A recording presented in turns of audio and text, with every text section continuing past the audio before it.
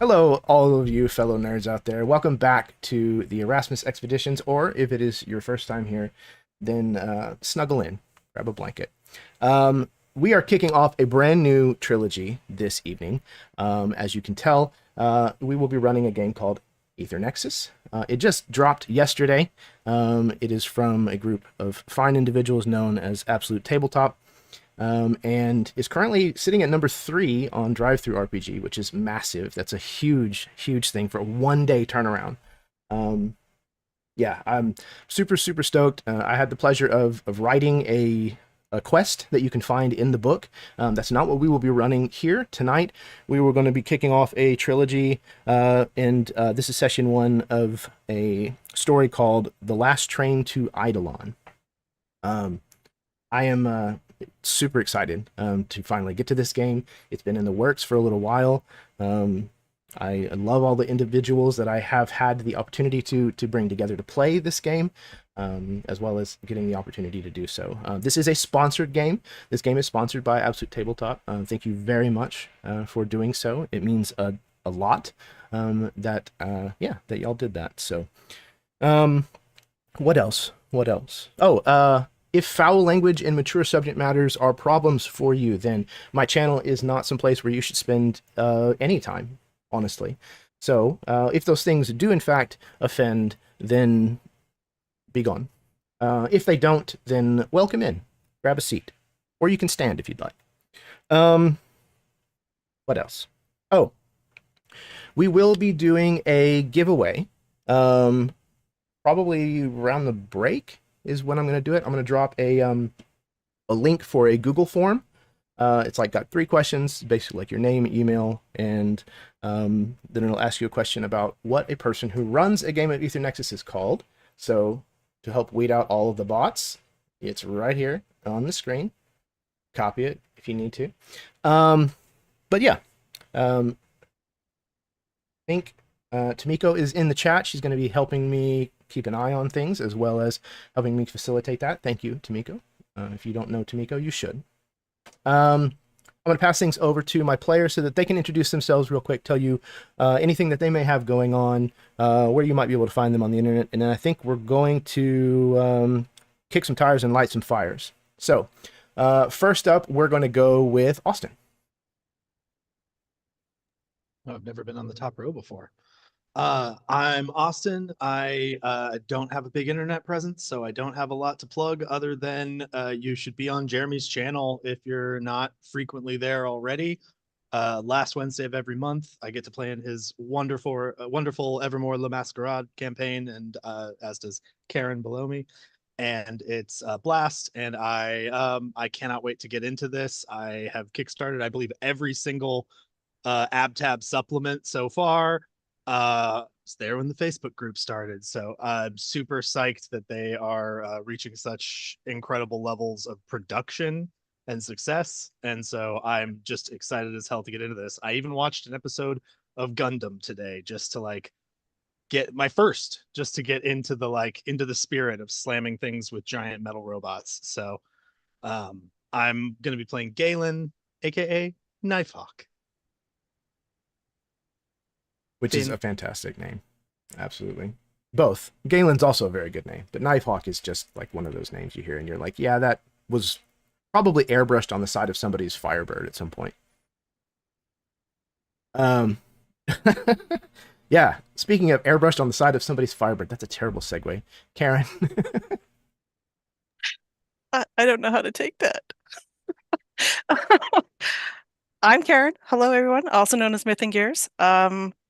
As for where you can find me on the interwebs, it's pretty much here or over at MTD, because I live there and here. This is my home, and very excited about this game. I'm very excited to have been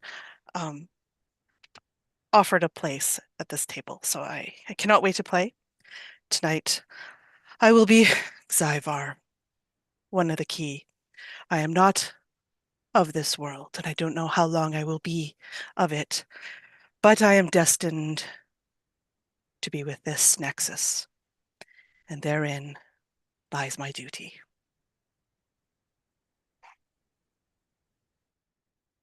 Oh yeah. Yeah, I don't know what to say. I love having you on the channel, Karen, as always. You as well, Austin. I get the pleasure of playing with both of you frequently. So always awesome to have the chance to roll some dice with y'all, even in an adversarial role. I like that. Okay. Speaking of adversarial, next up, my brother from another mother, Mike. Alright. So my name is Michael. I'm playing Rock, who's a turtle buforog. He is piloting Hard Place, which is a Bastion style, with a large tower shield and a bludgeoning chain mace from the book. I have zero internet presence. The only time that you can catch me is on one of Jeremy's videos. And that's about it. So if you're not subbed already, this is the place to be, and we're gonna have some fun. Thank you, Mike. I appreciate it. Yeah, I found Mike roaming around in a dumpster back behind my house one night, and Like 20 something years ago. No, I've known Mike for a very long time. He's been probably one of the people I've rolled dice at a D&D table with the most and the longest. So I knew who I needed to call first whenever this game came down the pipe. Plus, he's also an anime fan, which helps. So speaking of also an anime fan, ? These segues are kind of off the rails. Next up is Jason. Does Avatar: The Last Airbender count as an It anime? absolutely does. I love that show. Anyway, That is a hill yes. I will die on. It's a great show. Yes, I am Jason Osorio. Like a couple of folks have said already, I am so glad and just so honored to be here on this channel again with Jeremy as our seer and with these fantastic players. I will be playing the Chimru Knight Kitari and her Imp Ratus Skitter. I'm very much looking forward to this. I'm not super familiar with the system, but I am frantically looking at terms right now, as I know several of us are. But it's going to be a good time. I'm really excited. And yeah, we'll pass it on to our final person. Or I'll let Jeremy do it so we can have another one of those excellent segues. Yeah, I'm batting 1,000 already. Yeah, dude. I've run games for you in the past, but I think it's been a while, actually. So happy to have you back on the channel, Jason. Very much so. All right, last but certainly not least, another very dear soul to me, my brother from another mother, part 2, Chadley. Jeremy. I feel like we meet way too often nowadays. In a good way. Like I'm happy that I'm happy that this is happening. This is like on a regular and I love it. Hi guys. My name is Chad. If you've been on this channel at all, you probably have seen my face. But I love that we were getting a chance to play Aether Nexus. I've been a fan behind the scenes for a long time, and I'm very happy that I get to be at this table experimenting with this game. Yeah, I get to play tonight Slag Moatmire, a frog buforog, and he will also be a Bastion. So we will see how two Bastion boys can get around and do some gnarly thing, man. We did forget to say that I am also your squire. Yes, Oh, indeed. Good point. He is my squire, so we shall see how this rocks and rolls. So I'm very excited. And so it begins. Yeah, I'm so ready. I don't think there's any other business that we can get up to. I Just totes to, forgot to tell the peeps what my Ratus was. Oh, please do. So I'm going to do that right now. I am playing the Magus Ratus, Fate Weaver. There we go. Hell yeah. Yep. We've got a great spread here. I'm a dragoon. I didn't also say any of my fantastic. stuff. It's okay. I'm a cloven. I think I played a dragoon. dragoon. It's pretty awesome. It's dope as fuck. Mm-hmm. Speaking of dope as fuck. Yeah, these rules are amazing. This book is gorgeous. If you have not had the chance to check it out already, I highly recommend that you do so. That being said, it is a brand new game, and I know that I, for one, am going to get shit wrong. There are people out there in the audience that are going to be like, wait a second, hold up, that's not what it says in the book. I understand. Leave a comment, file your complaints with Karen. But other than that, hang on, because we're about to go for a ride. Y'all ready? Let's fucking do it.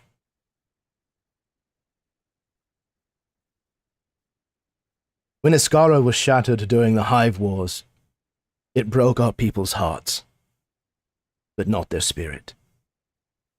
In the outer drifts, in the area now known as Varric, the sprawling metropolis of Eidolon was once home to manicured gardens and verdant parks. Lesser known is that it also hosted the largest research facility focused on the study of the Oghdra, the aggressive and strange new beings who had emerged from the ethereal. With the calamitous sundering of our world, untold numbers of Oghdra escaped their containment and flooded into the Gardens of Eidolon. Thousands of Eskharans perished. If not for the actions of the hero Lodanus Cotalan, however, the mourned would have numbered in the millions. At the helm of his Bastion Ratus, the now famous Pride Cloak, he fought single-handedly atop a mountain of vanquished, while the last skyships evacuated the city. Now, confiscated memory found on the black market has caused the Edict Eternal to hire an unlikely mercenary company to collect the scattered pieces of Pride Cloak and bring them home.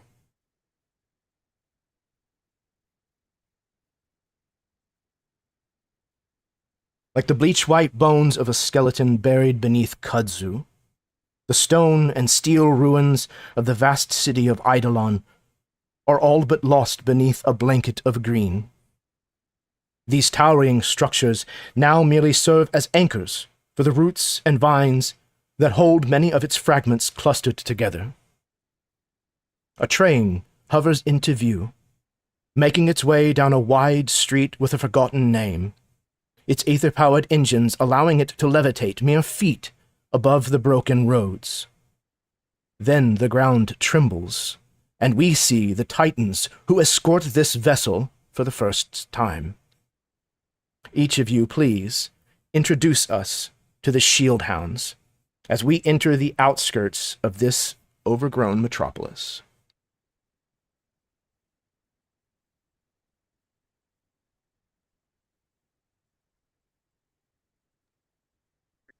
I think Game. flying and sort of hovering above the train is a large lithe machine. Long, kind of almost like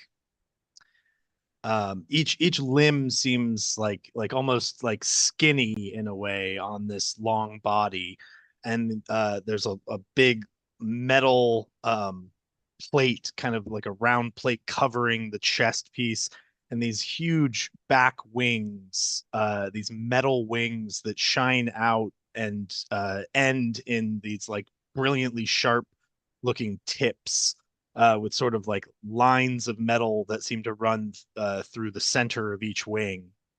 And this metal seems to be like almost coated in a layer of like it just in a patchy layer of like a sort of a fungal looking moss thing, that seems to just kind of stretch out over it, as this kind of like sharp-faced mech flies above, kind of occasionally darting out forward to check the road ahead, and then darting back to report in. And I think maybe a little ways behind this Dragoon Ratus is a somewhat odd-looking Ratus. It has sort of the long, almost serpentine form of an Imp Ratus, but it lacks the traditional bodywork that an Imp Ratus would have. It almost looks like a giant metallic centipede with dozens of these metallic legs kind of jutting out of the sides, and it is covered in rusted scrapwork metal. It seems like a lot of haphazard and maybe even slapdash repairs have been done on this particular Ratus, and it's been stripped down quite a bit.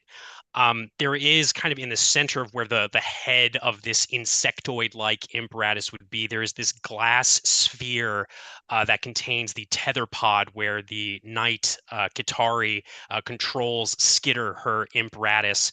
And her companions would know, despite this sort of verdigris and rust coating Skitter, that the mechanisms that power it and that keep it moving are in flawless condition. They rarely jam. She takes great care of the inner workings of her Ratus, and I imagine because she can't fly like Knifehawk, she is almost like slithering and occasionally jumping to these different floating fragments attached with roots and other bits of overgrowth to the central mass of Eidolon, as she is almost shadowing Knifehawk, I think, at this point.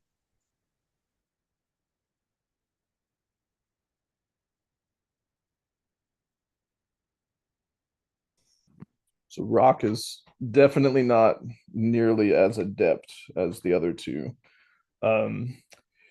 He's almost struggling to pilot this newly acquired Ratus, and he's still trying to figure out, very slow moving. So he's taking the most direct path that he can to get to where they're going, but still staying in tow of Slag, and calls out to him, "Sire, I don't know how you piloted this thing. It's so clunky and moves so slow, but I will figure it out." Son, no, let me just get this straight here. Are you saying that? Are you complaining about my Ratus? Are you complaining that hard place is a difficult thing to use? Because I don't understand, man. I don't understand how you can't use it. It doesn't make sense. It is a relic, yes, but because it's a relic, it has value, and by that, it should be something that you cherish and have value too. I don't understand this, man. We've gone over this. As long as you take care of it, as long as you put the effort into it, it'll be just fine. Now, if you got mobility issues, I get it. It takes some time to get used to it. You see this as there's also a secondary mech right next to him that is almost the same size as Hard Place, your mech, but it is slightly larger. But we take a look at this Ratus beside you, and it looks like a bunch of stone, almost the way that the metal has been patinaed and kind of broken down. It is a slate gray, kind of very jagged edges on certain sides, but at the very top of the Ratus, there is almost this chrome-like lake that has a neck collar that looks like a stump, like a tree stump. It has a neck collar across the top that looks like a tree stump, and then the top of it looks like chrome or glass, and you can see that there is what looks from afar like a lily pad on the top is actually like the escape hatch like you would use in a submarine, so he can unlock it from above or below inside the inner bubble of basically where the helmet and the chest plate would be. You see this big old fat toad man calling out, like he is calling out to his squire, and basically being an old complaining grandpa, like how he has always been since you've known him. Look, Rock, You needed that to survive. All right, you have a chance to. I trusted you with that, and I'm hoping that you'll honor that. I would never say such a thing about Hard Place. It is quite the Ratus, but it seems like you might be the relic, old man. I'll remember that for later. Trust me. When things get tough, you're gonna want to remember me. Don't worry. I see you. You see the hands, like two of the hands give you like they arc up and give you like the look and then drop down. He's got 4 arms, by the way. There are 4 limbs coming off this almost tree and stone-like appendage. And you see that the legs are very squat and have hydraulics, as if potentially he could jump and lift himself in various ways throughout the battlefield.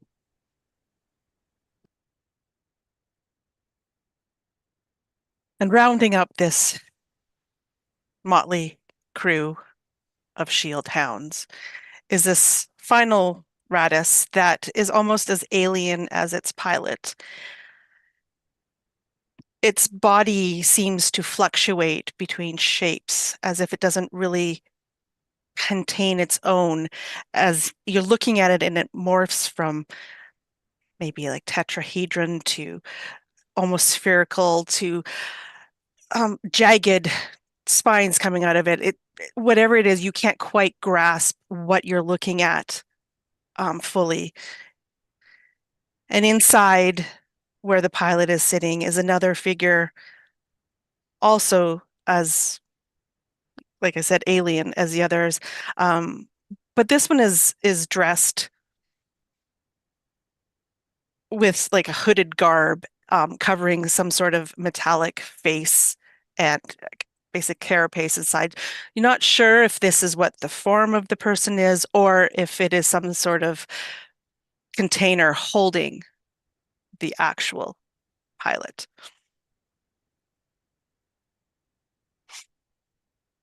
Fantastic. All of you, please take 1 arsenal point. Spectacular introductions. So we continue to see this hover train kind of making its way through the kind of the fringes of the city. We can see ahead that the buildings become denser, as well as the overgrowth that kind of like clings to them. And you can see like pieces of the city broken apart and floating, some, you know, not that far above, some quite high above, some very distant. And all of it is kind of dotted with the partial remains of buildings and city structures that are kind of somewhat sticking out of this plant life out here. Even far from the core sun, the plant life here seems to be abundant. Rumor has it that it feeds on the corpses that were left here eons ago, still, having the Gardens of Eidolon having far outlasted the denizens themselves. I would like a volunteer that is not Kitari, please. I volunteer for tribute. Okay, all right. Galen. As if emerging from a recent memory, you see the ancient memorial that was built to honor those who died here in Eidolon. Though you know you've never been here before, this is the last wisp of memory that you happened to share with Hypella before she was severed. What does this memorial look like?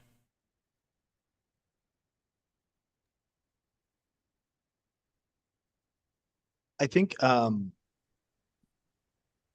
this is the like memorial to the like the thing that we are going to get the pieces of, right? Like it's that So battle. yeah, it's like a memorial to those who died during that same terrible, Yeah. you know, I think moment. it's this massive monolith that has been constructed. It's made of various things, but all like various materials, but it has been all sort of shined to a sort of uniform polish. So there's like, you know, glints of like of kind of a coppery gold among the silver, and the like it's all these metals, but they've all been equally polished. It's sort of like a large depiction of Pride Cloak, of this Ratus, and it's rendered almost at scale. Like this thing is, it's a big piece of statue, and like scattered amongst the the bottom of it are all of these forms, like smaller statues at the base of this large Ratus statue that is the centerpiece. And it's this vicious but heroic battle that is being waged. It almost looks like, the way that the statues are, it almost looks like it is like a crowd of heroes standing against a wave, bracing against the ocean itself, as they're this kind of indistinct form of the both the Oghdra, and you know, associated forces are kind of almost depicted in semi-abstract. um inside the large winged Ratus, flying towards this, you know, we see a cloven foot slam down on a pedal and kick up on another one, and as if on like gimbals, this whole thing, sort of like the inside of this Ratus rotates as the outside does like a flip and burn almost, where it like uh so he like keeps himself steady. And you see this massive uh horned creature, like think like the size of like a Hellboy with like full horns, kind of in a ram style. um and he's squeezed in almost too tight for the size of this very live machine that he is driving. And he flips back to kind of come in slow behind, right above Stonehenge and Hard Place. So, boys, you got to quit your bickering. This is a place of worship. It's a place of respect. Who are you calling boy? Me, sir. He meant me. My apologies. No, that's fine. I'll remember that for later too. No, you're right. You're right. This is a place of worship, so we should honor her memory. And you watch, and because I imagine we are honoring our fellow comrade who fell previous, correct? I believe that's not what this memorial is to necessarily. That is not what this memorial is to? Okay. But it might be a moment of connected reflectiveness, okay. maybe. Okay. So I think in that moment he'll walk up to it, and I think you see one of the Ratus hands like comes up and will kind of just touch the center of the chest plate, and then the chest plate will like fall forward and allow for Slag to like step out, almost like a walkway gate out of this entrance here, and then he'll walk down, and I think he will place probably the like a bandana or a banner of like memento of their time at this particular statue. He kind of like squats down. You weren't here to see it, but I promise by the time we're done, you'll get the honor you deserve. I promise that. And he lays this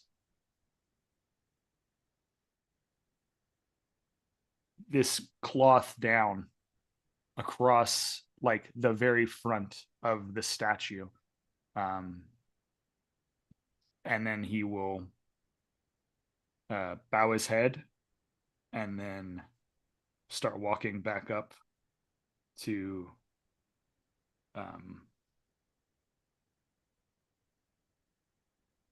he will start walking back up to his Ratus and get into the cockpit and keep on going.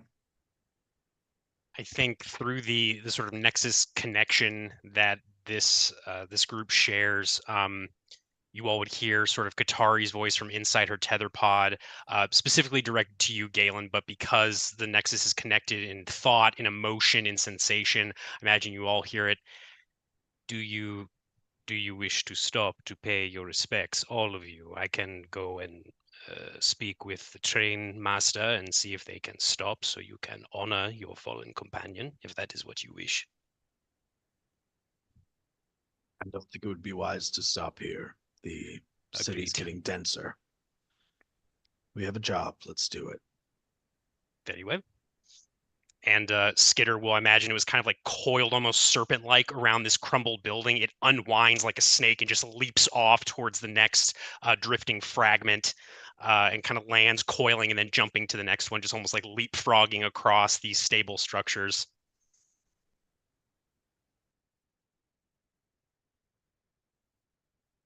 It is as Slag is starting to climb back into his Ratus that there's the thunderous report of a caster that sounds off, and an Oghdra scuttler drops from high above, joined by its head a short moment after. A cauldron emerges from a nearby hovel that you could have sworn was abandoned. This individual has two arms on one side of their body and a large liquid-filled tank on the back. Their hoses, appendages kind of hang about them almost as if they were disemboweled.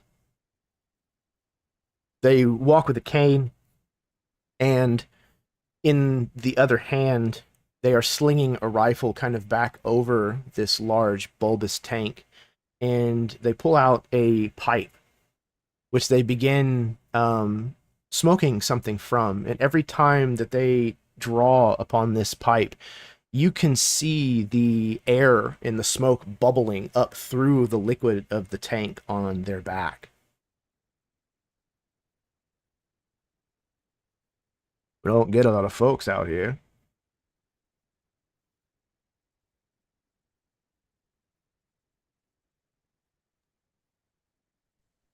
Is the scuttler, does it seem like it's sort of waiting for the cauldron to give it some kind of directive, or is it like moving towards us actively? The scuttler fell to the ground, and then its head fell to the ground a few moments after. Oh, gotcha. I thought there was some weird like eldritch physiology. Got it. Okay. Yeah, I think through that Nexus connection, there's like this slight flare of something from Katari when she realizes the head was detached from this Oghdra, but it is immediately clamped down as Skitter coils around another building with the cockpit sort of angled towards this cauldron, waiting to see what the others will do. Zyvar is trying to place where the caster blast came from. Undoubtedly from this cauldron. Sorry, go ahead, Mike. With the caster blast having gone off and Slag out of his Ratus, I'm going to move into a defensive position having my tower shield out to cover until he's able to shoot back up.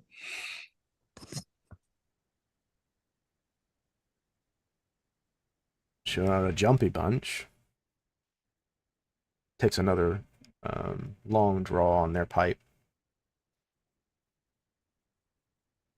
We tend to be jumpy when we see someone as good as with a caster as you are. That was an impressive shot. I hadn't even seen him yet. And seeing things is kind of my job. Didn't see you either. So either I'm getting sloppy or you're pretty good at what you do. What is it that you do? Collect, sell if I can. Most folks have already moved on from here, now that the Oghdra have started to grow closer. But not me. I'll be here until I die. May that be a long time a ways. They kind of laugh before taking another draw on their pipe.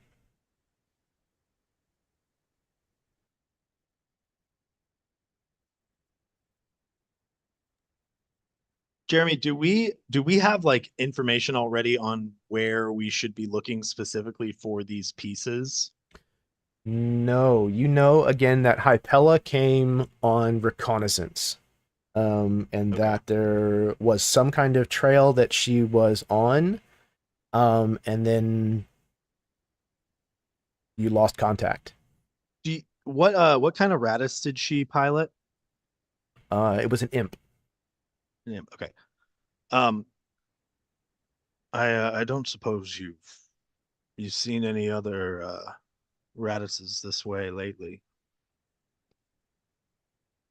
She kind of draws on this pipe again, thinks for a moment. Yes, there was one by themselves. 2, 3 weeks now. Did you see which direction they happened to go? She pulls, or they pull the pipe from their face and use the stem to point deeper into the city. Asked a lot of strange questions. Questions about myths and legends. How funny, I was thinking of asking you some questions about myths and legends myself. You don't say. They say half expectantly.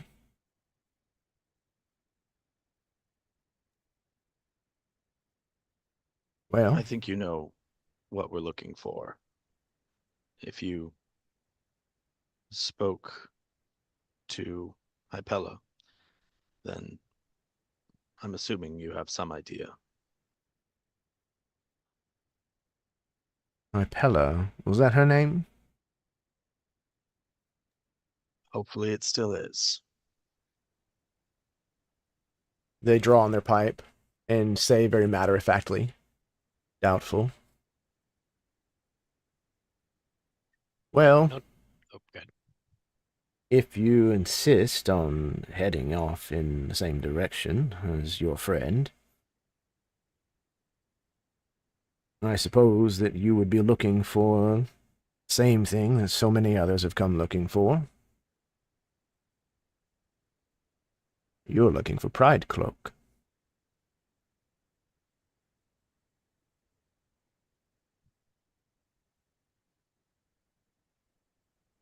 I think by this time, Slag has gotten into his Ratus. And Slag is one of those, I think, in the Nexus that, like, while he may not, I don't think there's such a thing as like a leader of a Nexus in a sense, because we all share kind of like a collective, right? But I think he sees himself as the most seasoned veteran. So immediately upon like greeting people, he's immediately about like getting to be the first person that people see, even if it isn't necessarily like the right way to be. So he steps forward. So, if we were looking for Pride Cloak, Where exactly would we be heading? If you care to share. I don't see any harm in telling you at least what I know.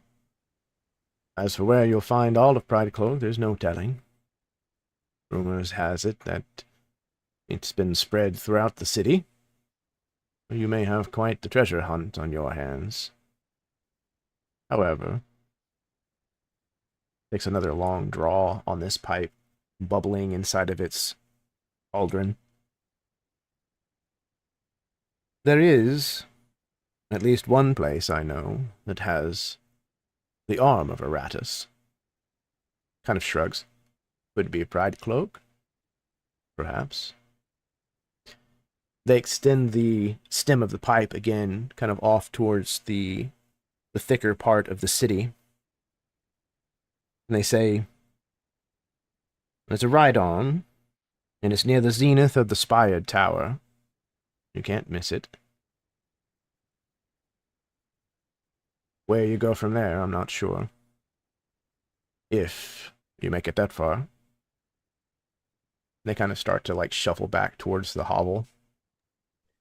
I think as the cauldron starts to turn, Katari would reach out. I imagine maybe her voice is amplified through her tether pod. You said the Oghdra were growing closer. Have they been more active? I thought the outskirts of Eidolon were safe at least, but from what you said, it sounds like that is no longer the case. And from what we can see, and I imagine the Ratus head kind of like swivels to look over at the decapitated Oghdra before looking back to the cauldron. It's kind of like. I was absolutely going to say that the cauldron like actually stops and like illustrates the point by like nudging the dead thing with their foot, or like maybe even the cane, before like grabbing a hold of it, like one of its legs or something, and like starting to drag it back towards the hovel.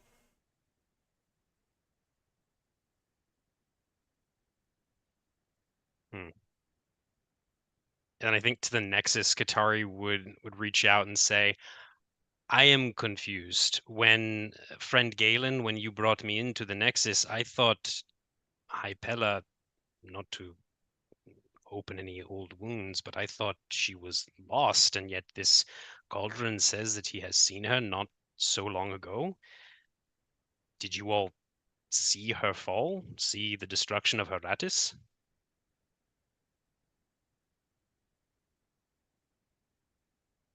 We let her come here alone. It was a mistake, but but if she's here, I mean, we just have 6 things that we need to be bringing back. Very well. That is interesting, though, if the Oghdra are as active as the cauldron seems to think, and she has somehow managed to survive. Hopefully she...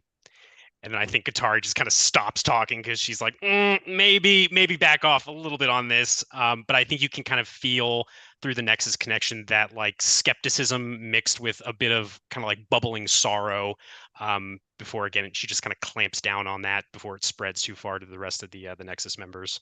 Katari, you would not be here with us if we thought she was still around. I understand. I am her replacement, but not her replacement. It is just curious to me that she has lasted this long. If it is indeed this, I You misunderstand.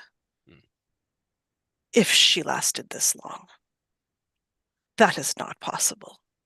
You are here because you are her replacement, because she is not coming back. I think you would all feel through the Nexus connection something that is just like a brief mental block, almost like an almost conscious mental block of like, you get the feeling of just this brief flash of, I'm not going to think about that. I certainly hope that we find your companion intact.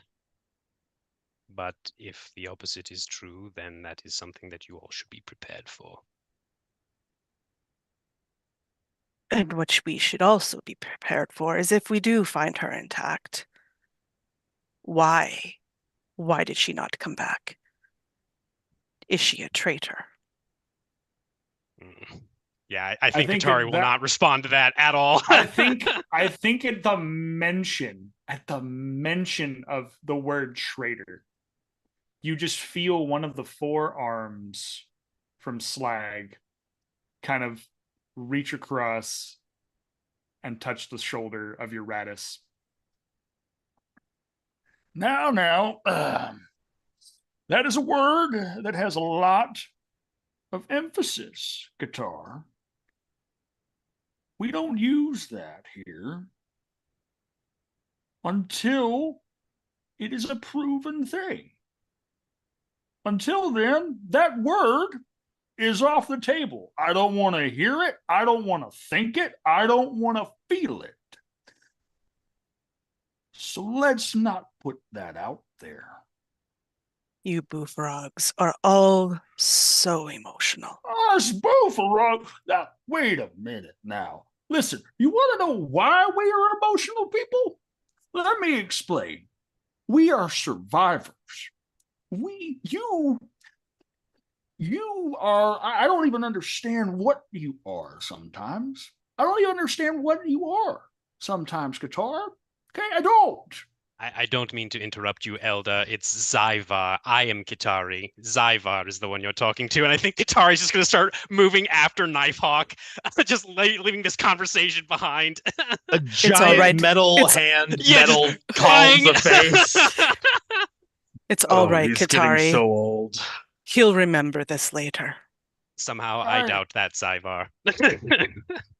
I've had a long day, and I would very much just like to get on my way to doing things.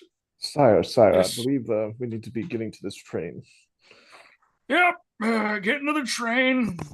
I am losing my ever-loving mind. I'll help you find it.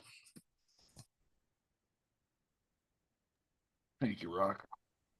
You could see that he is clearly embarrassed by this, and he was not expecting it. You feel this wave of embarrassment, absolute embarrassment, just wash over, only for it to be resolved with like anger, personal, intrusive anger, and also like resolve that he will never do that again. Like he is like, I hate it. I hate it. I hate this about me.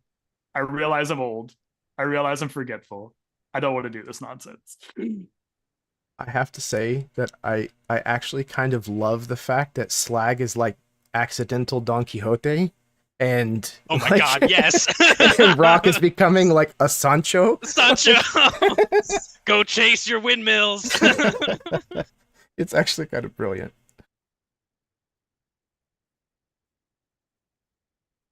Okay. Oh, was there anything else that y'all wanted to take care of here at the memorial before you head deeper into the city? Only if the guy that we saw or the girl that we saw, who is the traitor, has something in her inventory-ish that we didn't breach that would be necessary that we need. Okay. Yeah, it seems like mostly what they have in stock are like piece parts. You know, things that they have collected that were still salvageable after all this time. Because again, like the incident that happened with Lodanus and Pride Cloak happened like back in the Hive Wars. So like long ago. So even this monument, which was obviously erected sometime later after that point, even this monument is older than any of you, even Slag, which is, you know, saying something. But yeah, I think for the most part, what they have are things that are like supplies or parts. Yeah. More than anything It's not to be Rock's for place to Ratuses. even investigate that. I just wanted to make sure that we weren't going to skip something that you had Absolutely. planned. Oh, no, you're all good. Okay, then what I would like to do is as we head deeper into the city, I would like each one of you, please, to describe something that we see or that y'all see as your nexus, that showcases how the Ogdra's presence here has forever altered this place. Okay, I have one. So I think as Skitter is maneuvering after Knifehawk, maybe we turn a corner or go around a building, and there is one of, maybe not the spire tower that we're heading towards, but some kind of like stone spire structure. And there is a colossal Oghdra gatekeeper that has been impaled on this spire, and this like strange, like void like black blood has just stained this spire. Imagine there's even like wisps of oily shadow drifting off of this just toxic blood of this unnatural, supernatural creature. And I think there's this moment where when Katari sees this kind of through the senses of Skitter, she actually stops. She coils around a building, and this tether pod, which I kind of imagine looks like almost this organic chrysalis, opens up, and she actually steps out of the tether pod to look at this just monument to the death of this colossal Oghdra. And so what you sort of see is you see this roughly like 7-foot tall, 4-armed and 2-legged insectoid creature covered in like green chitin that's sort of modeled in different shades of green. Somewhat like praying mantis-like head with sort of these large yellow eyes at the far corners, maybe a slightly more like human mouth without the mandibles, but like with those distinctive antennae. She's wearing like these very simple linen breeches, sort of cinched at the waist, and draped over her front and back it's almost like a serape, like this blanket with a hole through the middle that she sort of wears. And it is all like patchwork. It's different scraps of cloth. A lot of them are burned. There's no rhyme or reason to this garment. And as Katari steps out of the pod, I imagine there's like little traces of ether that are following her as she emerges from the tether pod. She looks at this just colossal corpse. And again, I think there's like this flicker of something that kind of skitters briefly, like insects darting across skin throughout the Nexus connection, that she once again gets a hold of tightly.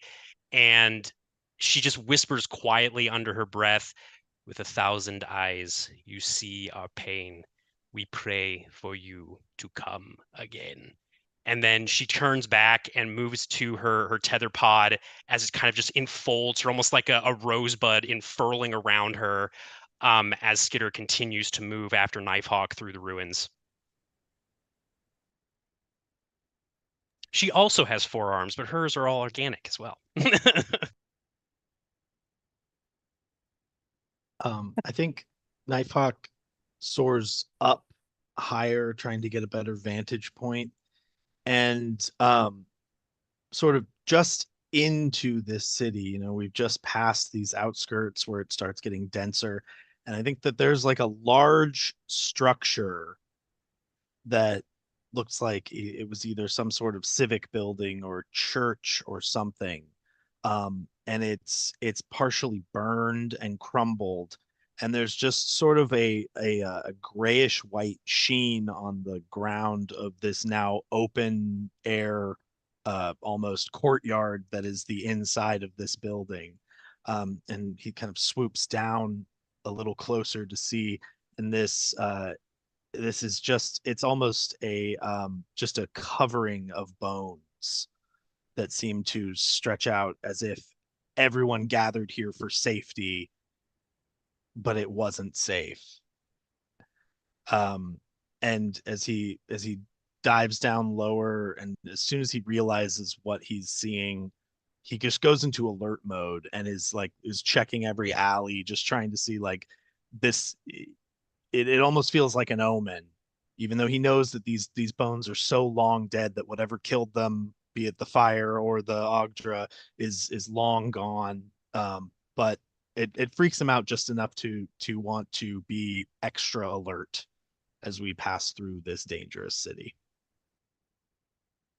I think there's one spot too as we pass. It's probably something that used to be a park of some sort. You can almost, if you had great imagination, imagine how beautiful it used to look before the battle. But now in its place, instead of this, pond with crystal clear water, there's this roiling pond of this inky black water, if you will. And around it, the trees and the shrubs and that would have grown are all deformed, and they look like they are from somewhere else. They're all misshapen and sharp, making forms that don't seem natural at all from some other place. And to one side, you can see this big kind of blasted hole where something, some weapon must have landed that made this the epicenter of this destruction that you see. To Rock's eyes, he's mainly focused on where his feet are going because he's still having trouble piloting and moving. So the thing that he notices most is the infrastructure of the roadway. From a distance, it kind of looks like it's in disarray, but had been repaired. Like it's got those black lines across it, like they've poured pitch on it to patch. But as you get closer and walk upon it, it is definitely not the case. It is the happenings of that. But some of those scars go incredibly deep, like as a chasm. Some of which 10, even maybe 30 feet down in places, making it very treacherous to just walk through this place.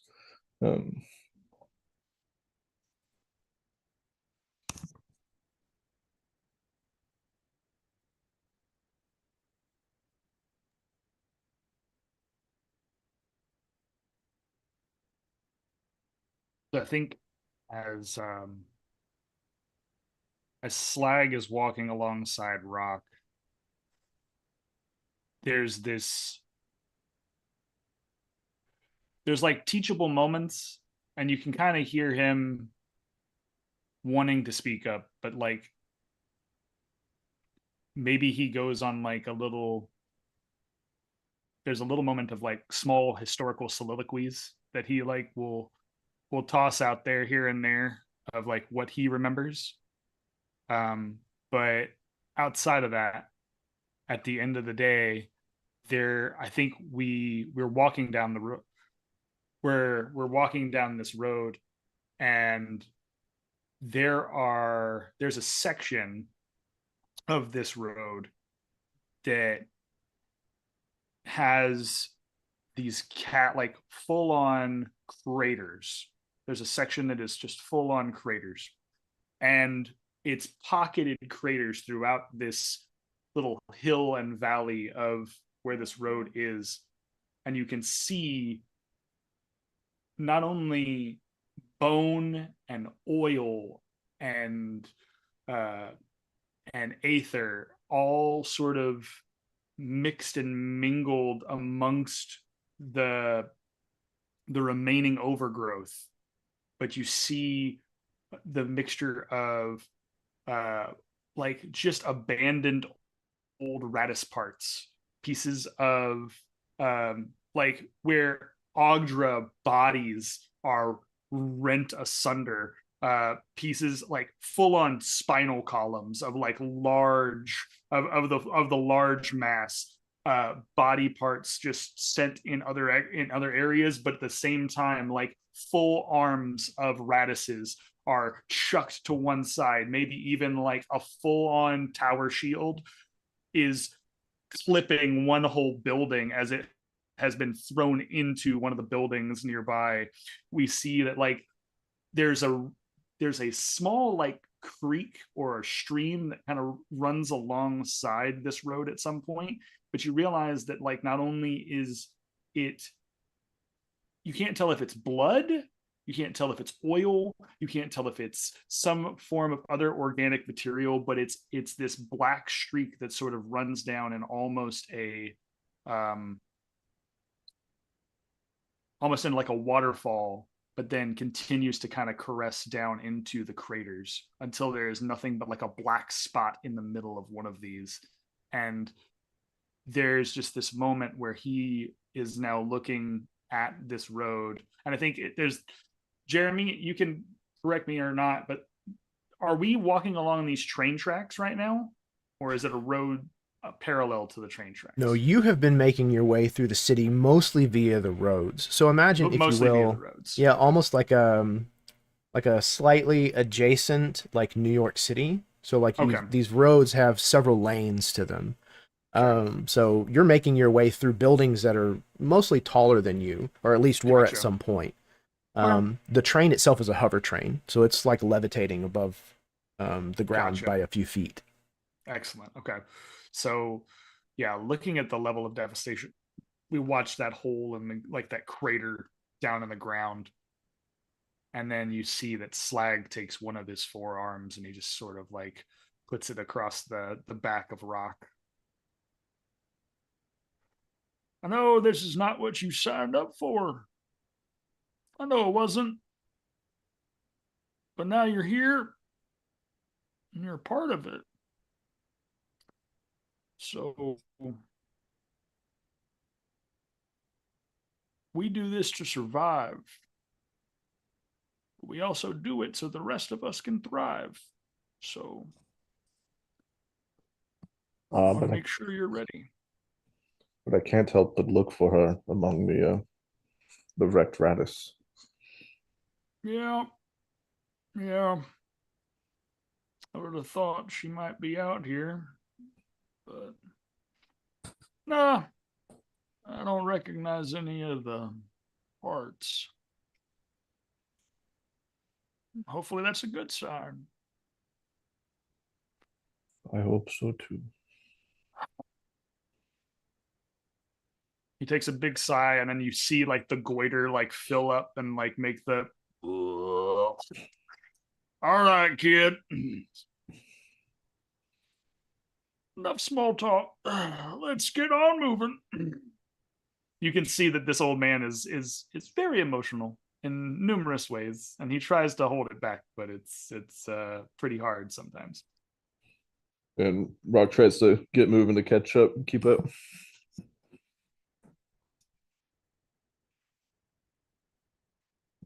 Fantastic. Yeah, sentimental buforog's. Oh, little emotional toads. Amazing.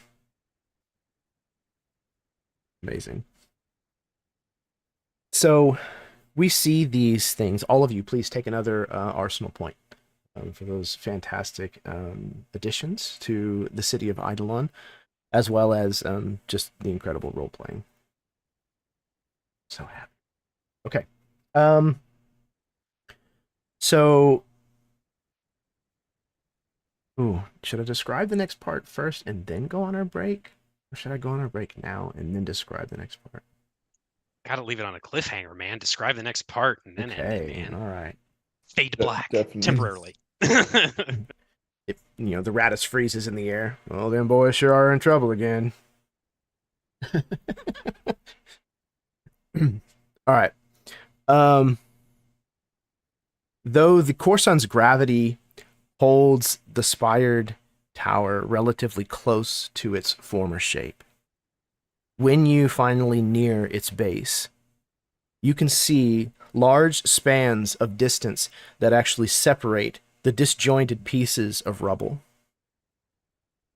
Suddenly, an etheric geyser erupts from the ground nearby, enveloping Slag. Slag, you find yourself reliving the moment that shaped you into who you are now.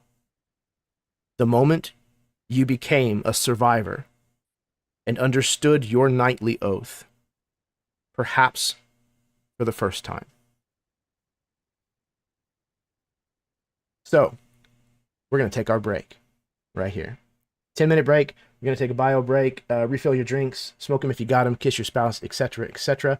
But before we do that, there is a giveaway that is going to happen. I've just dropped the link for a Google form in the YouTube chat. So if you are interested in trying to win a digital download copy of Aether Nexus from DriveThruRPG, follow that form, or go follow the link, fill out the form, and once the game is over, probably tomorrow, I will roll randomly to determine whoever gets that code. Part of the filling out the form is you entering an email address, so that way I can contact you if you are the winner. So sit tight, 10 minutes. We will be right back and finish up the second half of part 1 of our Aether Nexus trilogy, The Last Train to Eidolon. That's the art button.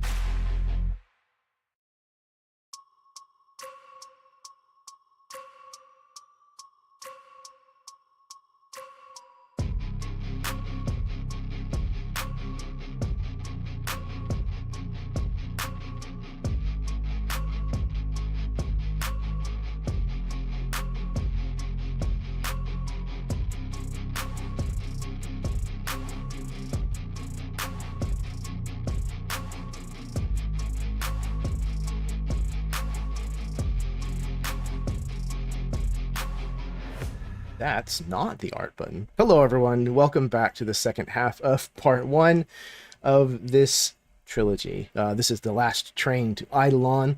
All aboard. Toot toot. We're playing Aether Nexus, a game that just came out officially yesterday.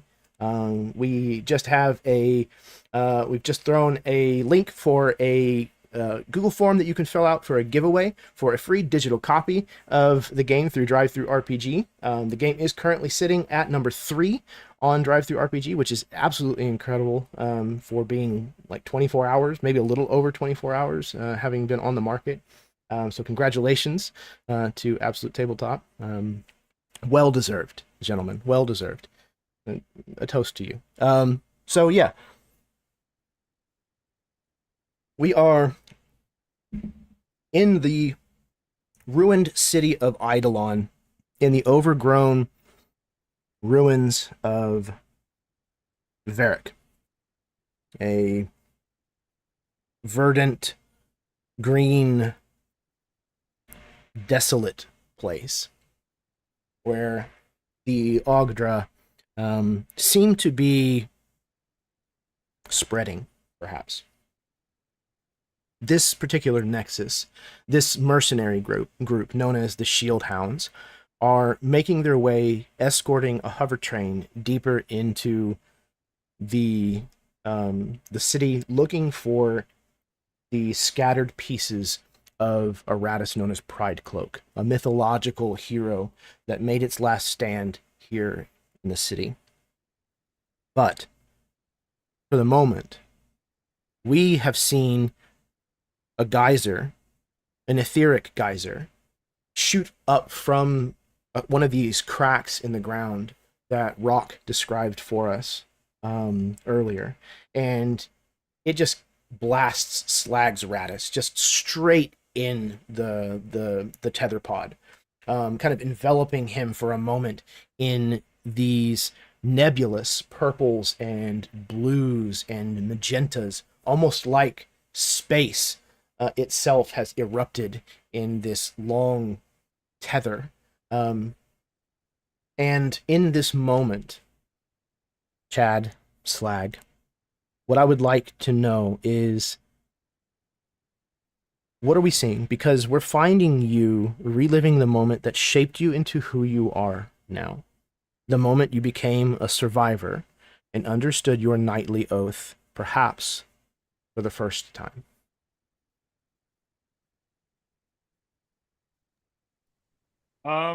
Actually, yeah.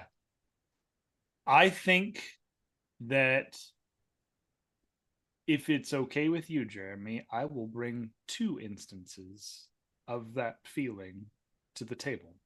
Okay? One of them is effectively how he earned Stonehenge, his current mech that he has. Okay. And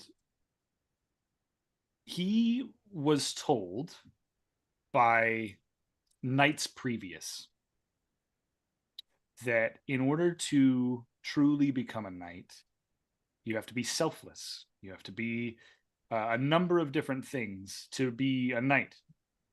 Selfless, you have to have heart and honor. You have to have, you have to be willing to be a part of a family, like a nexus, because when you're in it, you are bonded. And so you have to be willing to have that. He grew up basically watching the Hive Wars. His father having been a member of a nexus fighting during the Hive Wars, right? And he himself watching all of this, never thinking that he would also have to do it. But now he is in this. And I think we see a scene where he is in his hard place, Ratus. Okay? He is in hard place. And it is one of the first outings with his first nexus. And they are telling him that the only way for him to achieve this next echelon of a Ratus is that he has to go find them.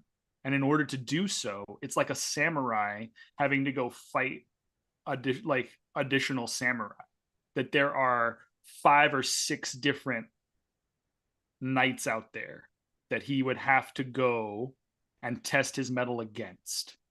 And then if he is willing to do so, each one would then donate a portion of their Ratus to create the overall Ratus that he currently has now. So there's this montage of him building stones, and you watch this small frog boy slowly becoming frog man and becoming frog knight, and slowly building up to that. That is the one sequence, and you watch this beautiful montage of just all the pieces, these like Kurosawa, like black and white sort of samurai warrior like mech battles where he's like adding an arm to it, adding whatever. Almost see them like in panels. What I'd like to do, in panels, like almost like a comic book, right? Yeah. I'm gonna interject. Right before you get to the second one. Before you get to the second one, I'm gonna interject. Yep. Chad, please turn to the second page of the PDF. Yes. Not page 2, but the second page of the PDF. Second page of the PDF. Mm-hmm. Okay. And before you describe the second scene, I would like for you to read the first tenet of an etheric knight for us. And then immediately go into your second description, please. All right. A knight serves first their oath, for Eskhara is her people. And I think that in that he has honored the oath, he has earned the oath. We have seen that. And so now we flash forward to years later, and now he is an older buforog. And there is this sequence where I imagine, and Michael, you can tell me if this is off key, but this is how I imagine our meeting of him and Rock. There is a village in which Rock resided, a buforog village in which Rock resided.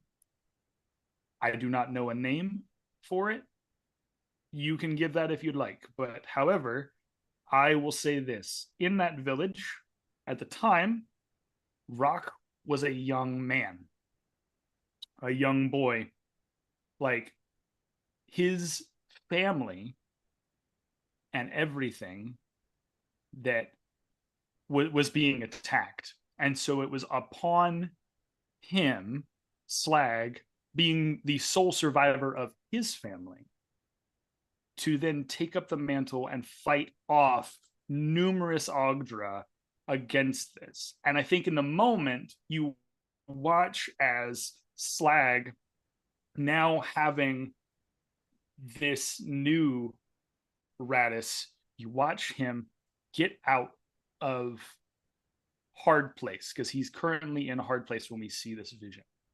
You watch him get out of hard place. You watch him pick up this turtle teenager, this turtle boy, this other buforog, and then like slowly lift him into the hard place Ratus.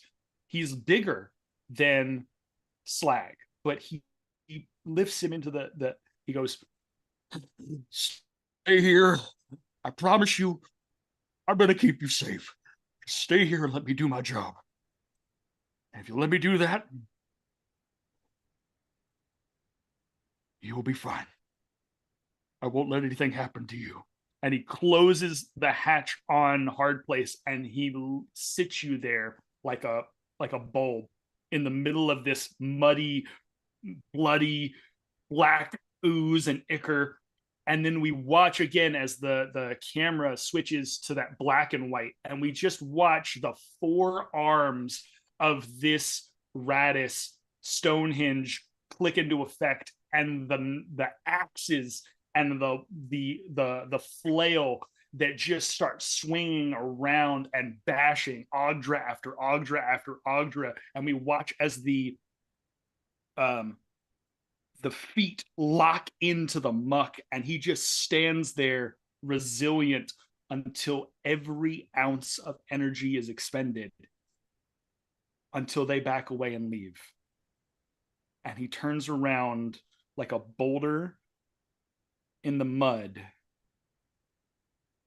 and just looks through the, like, gets out of his Ratus and looks into the visor of Hard Place and puts a hand onto the top of the visor so that Rock can know that he's not going anywhere and that he's going to keep him safe. And I think that's the moment that he feels the second tenet. A knight serves the Nexus, for many become one.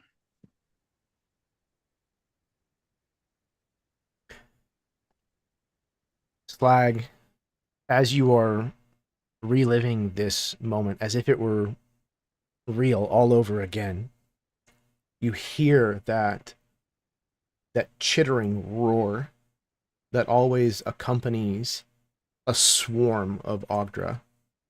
You can hear it, just this thunder, the sound of waves crashing in your ears. And as you fade, as the memory shifts from the past to the present, as this etheric geyser has kind of like subsided, you realize that noise that you're hearing, that thunderous approach, is no longer just a part of your memory, but is a part of this present. The rest of you, something happened to Slag. He zoned out for a moment whenever this geyser erupted, and almost immediately upon this geyser's eruption, you could hear the sound of Oghdra coming. So what I would like to see is almost like a smash cut of Slag coming out of this memory to what shitstorm the other four of you are already thoroughly engaged in. As you see a swarm of scudlers, more than you can count, climbing on the surfaces of the ruined buildings, bursting forth from beneath the plants, these kind of almost coral-like hounds that are almost all tooth and claw are now coming at you in an endless wave.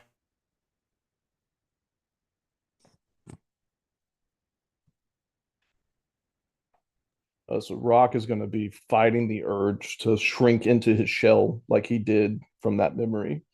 As he grabs his controls and says, "Not this time. This time I will fight with you. This time I will help protect you."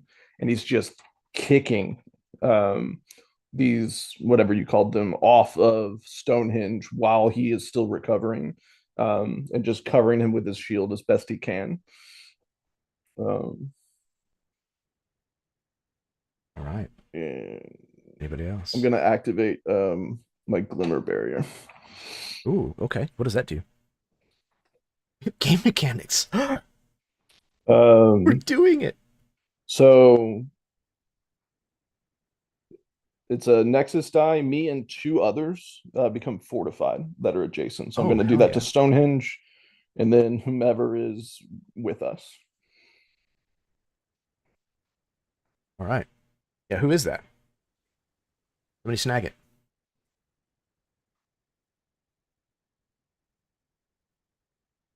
You know what? I'll take it.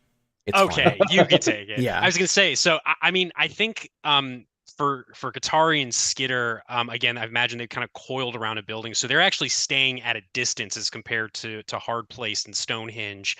And I think there is this hatch that drops out of sort of the lower kind of head area of Skitter, and this large gunmetal gray etheric cannon just begins to emerge out from this mouth with this whirring of machinery and this discharge of smoke. And then I imagine there's almost like these siphons on the sides of this cannon that begin to pull kind of ambient ether from the air as it prepares to fire. There's also, I imagine, almost like it almost looks like a little periscope kind of sticking up out of the top of Skitter's head, but there's no like lens or anything. It almost looks like a little smokestack. And after a few moments, this sort of like oily, it almost looks like cigarette smoke begins to pour out of this little tube or funnel, and it coils around Skitter like a snake, and it resolves into this. It looks like a short-nosed, pointy-eared hound with burning red embers for eyes has embraced the centipede as Katari will summon Fume, her ember hound, to protect Skitter and herself. I think she is what she's doing to help Rock and Slag is she's taking these shots at these scuttlers with her etheric cannon.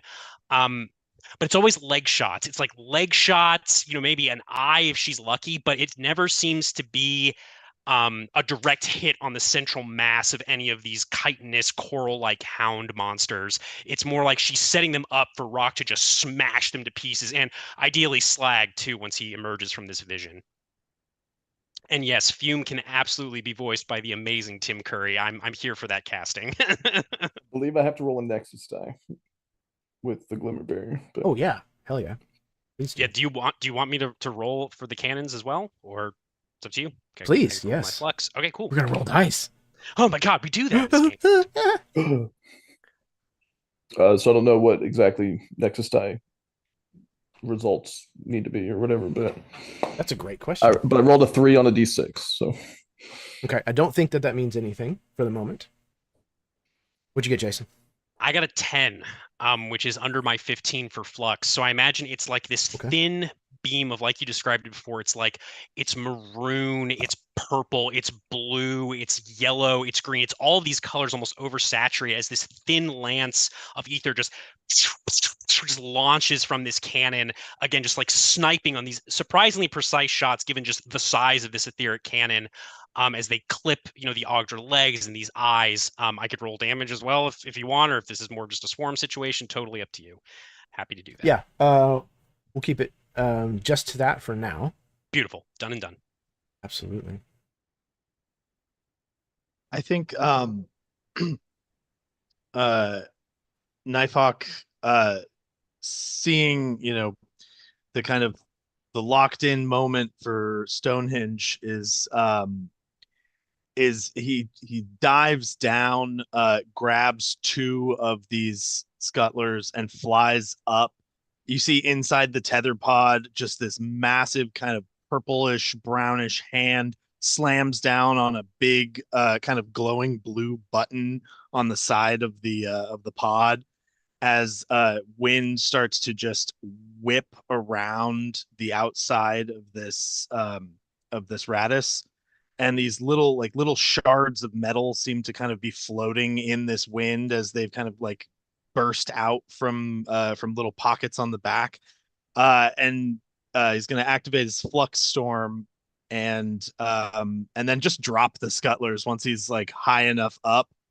And then he kind of takes a position, and you see one of his like spindly forearms, kind of like 3 sections of it all like raise off and kind of extend out as the arm kind of shortens a little bit, kind of squishing into itself. And these like you just hear this like as these little plates of metal seem to kind of like lock into place as he like gathers it in his other hand, still aloft as this heavy ass caster, as he preps to like take out any that are getting too close to his companions before they start moving.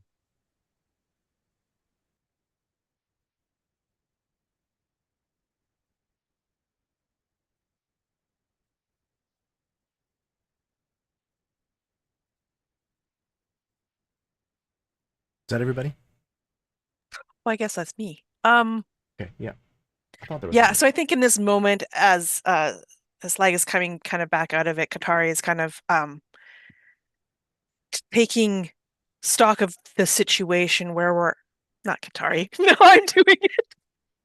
It's infectious. Jacob Norman, I blame you wherever I you did are. it too. I'm so sorry. It is okay, my Nexus. We are all Qatari. We are one. We are have one. We big have but one camaraderie. name now. We are all part of the Hive now. So Xyvar is taking stock of the situation and trying to get Rock to get Slag back in this space because we need him here and present. And if anyone can bring Slag back, it's going to be Rock. And so meanwhile, Xyvar is, you see the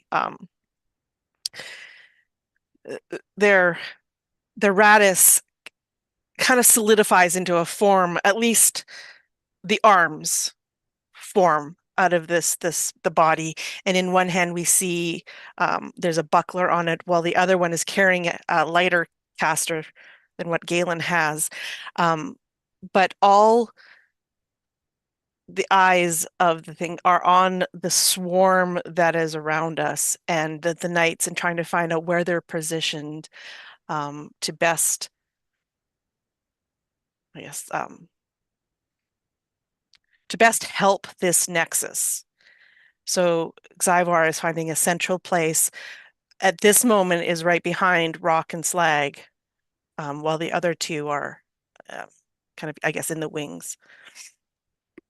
Oh yeah. So as Fate Weaver kind of steps into position behind Hard Place and Stonehenge, Rock, what does your glimmer barrier look like? Is there a visual? Yeah. So he like bangs his shield, and like a sound wave resonance goes over in his immediate vicinity, and there's a slight green shimmer that now radiates over everyone. For that, you become fortified. I don't remember the terminology, but it's disadvantage if a ranged attack comes at any of us, I believe. Hell yeah. Overshield. That's just the people that are like around Rock. Is that Yeah, correct? it's me Michael? and two others, so it's Okay, going to be cool, Fate Weaver cool. and Stonehenge. Done and done. But they do have to be in the same movement engagement. Same adjacent, Span. the Yeah, same yeah. adjacent boxes. Mm-hmm. And I'm going to Badass. say that that green hue connects all of us through, like, on the ground, like, so we're actually like chained together through that. Hell yeah. You have a flail, right? Is that what you settled on? Yes, I do. Yeah. So I imagine even maybe like the thing that actually connects you is like chain, almost like the head of your flail is connected to like the handle. Yeah, because that flail that has the green in it, so I was imagining that same color. Yes. Yeah, Absolutely. The moment you started talking about like all of them start to glow, I heard that damn overshield in my head. Amazing. Okay, so Oh, and sorry, Please, go ahead. And since the Nexus, like, I hear like in my brain that Fate Weaver needs me to get Stonehenge Slag up and running. One of those things, I don't remember what you call them, that was jumping at Stonehenge. I'm going to grab it, slam it onto the ground, and then take my shield and like shield bash Stonehenge to kind of like ring his bell. nice. Absolutely. Okay, fortified is half damage from ranged attacks. Oh, even better. That's from Matt in the chat. So Matt Thank in you, the chat. Well, there you go.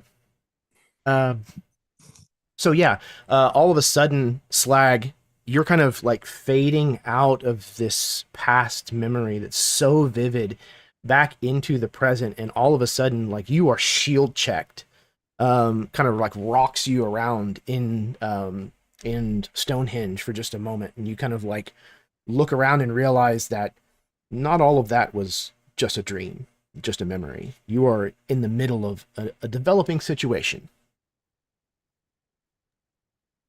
Oh, okay. Horrible time to take a nap. Okay, we're gonna figure this out. He looks around. Oh shit. All right.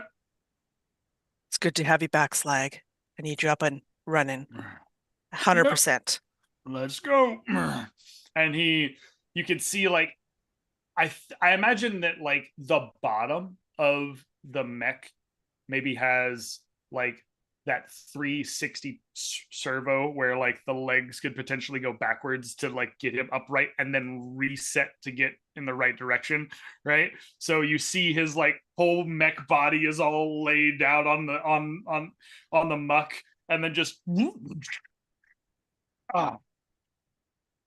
watch as the arms kind of like get into that almost boxer stance of like all of them kind of like flexing and moving, and he's like, all right. Time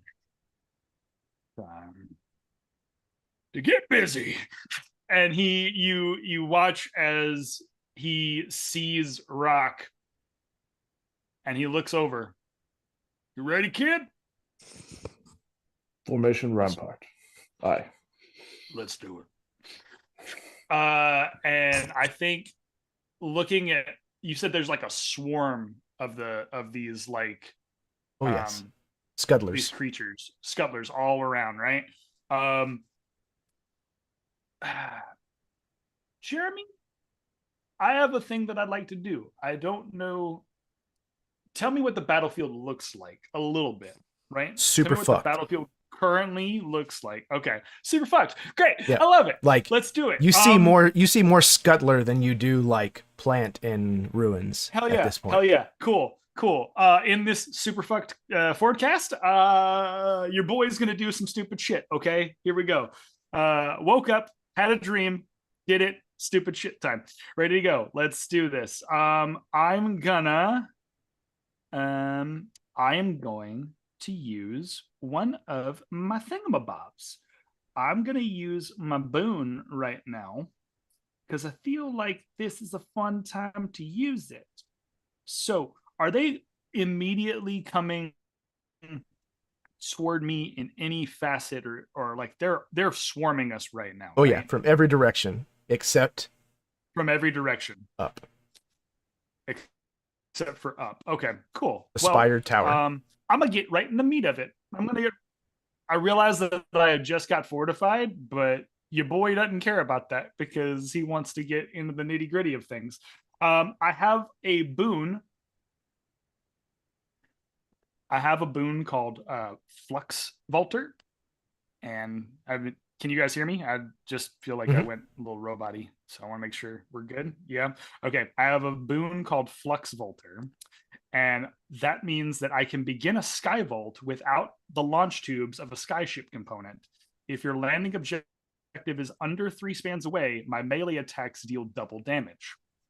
So it's funny you should say that. Yes. Because this is a sky vaulting challenge. Hell yeah. So, cool. Sweet. Let's do it. For those of you who are following along at home, please turn your PDFs at the sound of the chime. Ding. To page 61 of the PDF. Sky vaulting. All right. So, you realize that this tower is going to take 3 spans. So the sky vaulting challenge is set to a 3-span limit? Length, I guess we'll say. All of you realize that the hover train is not going to make all of these gaps without help. So, in addition to sky vaulting yourselves, you are also going to have to find and place pieces of debris in order to create a path that the train can actually navigate. Or, alternatively, cool. One of you is going to have to go on foot and board the train and pilot it manually to take it off of automation in order to help it navigate up this tower. So, the way that sky vaulting works is that we all are going to determine how many spans, 3, sit between us and the landing objective, the top of the spired tower. Each one of you is going to choose a trick that is represented by a different die for each of the 3 spans that you're wanting to perform. And then you're going to roll all of these now before we start taking actions. So, the possible tricks that you can take are scan and hover, coast along the flux, patrolling for enemies and taking shots with distant weapons, skate and glide, slide along the flux with controlled grace, prepared to meet epic duels as they come, or bound and brawl, take leaps between fragments and ill-positioned foes, dealing mighty blows and melee along the way, or is dive and bomb, scream toward your landing objective, no matter the cost to your Ratus. Or 5, flash and spin, trust the flux to guide your fall, and dazzle enemies with unexpected stunts. All of these are options. We'll reflavor them for the circumstances. In addition to this, once we roll initiative, each one of you also gets a special ability that you can use during this Sky Vault that is specific to your Ratus frame. Those are found on page 64. So as you're kind of thinking about what tricks you might want to perform, make sure to take a look at those so that you know what you might want to do on your turn. Anybody have any questions? I do have one question, I and would actually love to this is answer it. perfect because this Ratus trick may be relevant. So I understand that you said we had to almost like use pieces of debris from the surrounding area to potentially get the hover train up to the top of this spire tower, where ideally Pride Cloak's arm is going to be the right arm. Because the imp has the ability to basically blink through the ethereal, could Skitter like attach to the train and blink and take the train with it to move with the train? Do you think, or is that too much? I'm gonna say pilot. I'm gonna say that maybe you can do that one time Okay. from one span to the next. Bueno. Okay. And then, cool. because usually once you choose a trick from these lists, I don't think you can repeat it. I think you have to specifically pick 3 individual tricks. Got it. Okay. So that can be one of your tricks if you want. Understood. Sounds like a plan.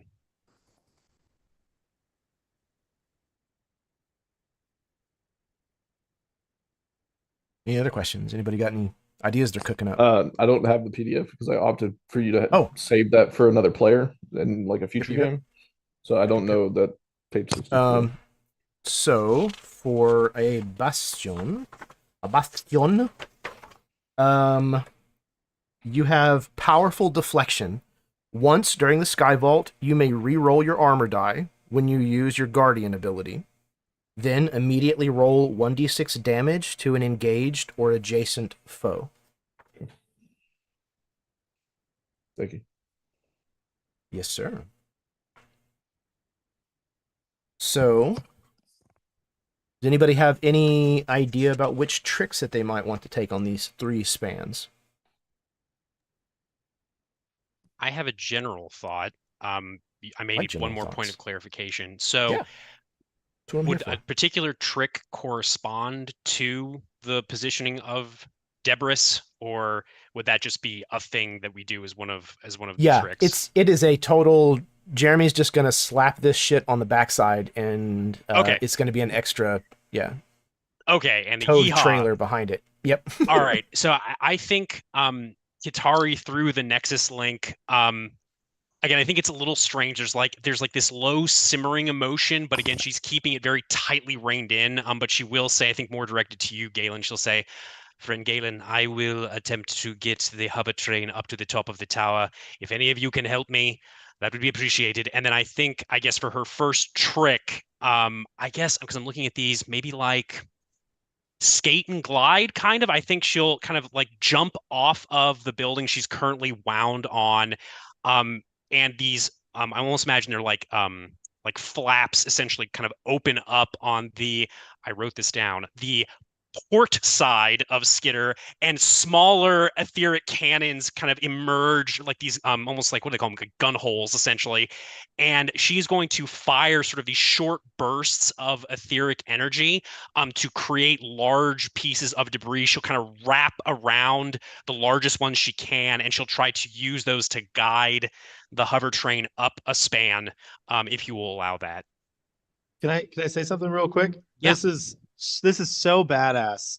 The way that I'm reading it in the book, and you actually get to pick all 3 of your tricks at once, and then choose what order to do them in. Okay. Depending on what feels right. Cool. That's so fucking cool, man. I love that so much. So I was like getting locked in, and I was like, "Oh no, this is amazing." Oh no. I'll do the skate and glide first to try to get those pieces of debris in place. If that is happening, because I imagine the hover train is probably, I mean, it's definitely slower than Skitter. It might be maybe around the same speed as Stonehenge and Hard Place, but so I think Katari is almost going to be like guarding the hover train. So she will, for her second trick, she'll do. Let's see, maybe scan and hover. So skate and glide first to get the debris pieces into place, then scan and hover, taking distant shots with both the port and starboard cannons, which also kind of engage at this point. And then as her final thing, Jeremy, she will use the imp's ability to vertical blink, which will allow me to hopefully move the hover train forward by at least 1 span. So again, just the total tricks are scan and hover, skate and glide, and then vertical blink. Those 3 is what I'm thinking. Okay. Hell yeah. So let's do your rolls. Okay. So scan and hover is a D4. Okay. Am I trying to roll a particular number or? No. Okay. It's a random. Okay, so that's a result. 3 on the D4 for the first one. Aether scan. You mark an engaged or adjacent foe. Interesting. Mark is bolded and italicized. So let's check. Yes, so marking, if I remember correctly, you have advantage, or excuse me, you have triumph, I guess, against that particular enemy until the end of their next turn.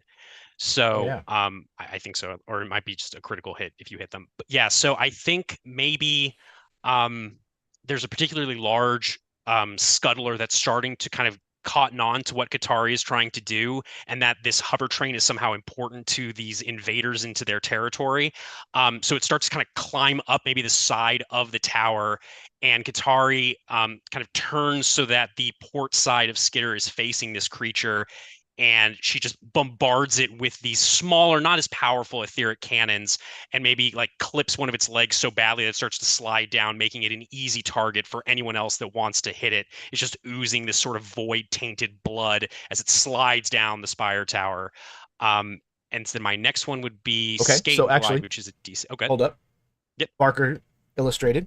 Oh. We actually do 1 per turn. So okay, great. Hold off on rolling the rest of yours for now. Done. We have it assigned, so whatever, dice go with that. Like, stick to it if you want. Okay. So I think the trick is in addition to your normal turn. So we've got your tricks chosen, because step 2 of sky vaulting is to choose 1 trick for each span and then roll them just so that you have the results ahead of time, I guess.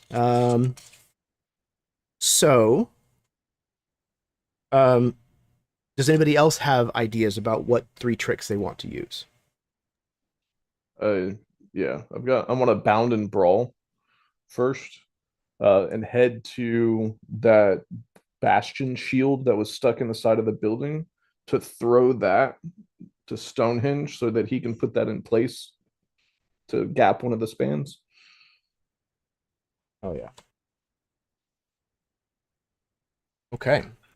And then if you need to choose if you'll choose your other 2, it doesn't have to be necessarily in order. Along the rails to get back. Okay. And then I'll dive and bomb. All right. Hell yeah. So you'll go ahead and you'll roll the dice associated with those, and record it. And then again, like you get to use them in whichever order that you wish as combat plays out after this. Okay, anybody else? Yeah, I will. I'm gonna do a scan and hover. Oh, I lost it. I lost the page. Dive and brawl, and then I gotta do flash and spin. So I'm rolling all of them. As a dragoon, I would hope so. Right? I think he's probably gonna start with the flash and spin as with the goal of drawing as many enemy eyes to myself and away from the train as possible. So I think it's kind of a like, he's already aloft, so I think it's going to be kind of a like jumping from building to building aided by his wings, trying to like almost like firing a couple errant shots just as a like, hey, I'm over here, and like spinning through through as many of them as I can, just trying to like draw attention, really. All right. Fantastic. Anybody else? Oh, and I got a 1 on that. Yeah, I think I've decided mine. I think I'm gonna go with I'm gonna do a bound and brawl, a dive and bomb, and a skate and glide of the 3 that I want to do. All right. Not particularly in that order, but Nope. Yep. in Don't have to whatever decide. order I see fit. Exactly. Definitely got Go my ahead and roll training those from up. you. Those are the same ones I picked. I love it. Yep. Almost like you're both playing buforog bastions. Okay, yeah. Roll those up. Record the results so that you don't lose them, and we'll figure out how this is all going to play out here in a moment. Anything else, Karen?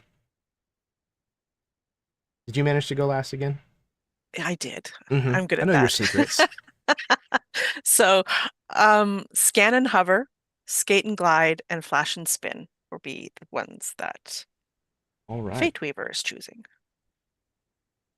Fantastic. Okay, so now step 3 of sky vaulting is we roll for initiative. So in Aether Nexus, you roll either your earth or it's not stone, flux, I believe. Are makes the sense. 2 that you I can thought roll it was for initiative? Aether, Maybe it's Ether. but I could. Is it Ether and Flux? I don't Aether know. and flux. Of the 4 stats, it's 2 of them. I think it was Ether and Flux when I was reading it this morning. Yep. Finding it, You know- finding it. Initiative. Flux or ether. Oh, yes. Yeah, it's on page 12. Beautiful. Thank you. See, I told you Jason has his dissertation ready, and Listen, it's Control F is magical. no, man, I am so happy because there's so many other plates that I'm spinning. Like Oh, yeah, having somebody for else sure. on that is Absolutely. amazing for me. So I thank get you. it. All right, cool. So each one of you is going to roll a test for that. And if you manage to pass, then you'll go before the bad guys. If you fail, which includes rolling your number exactly, then you will go after.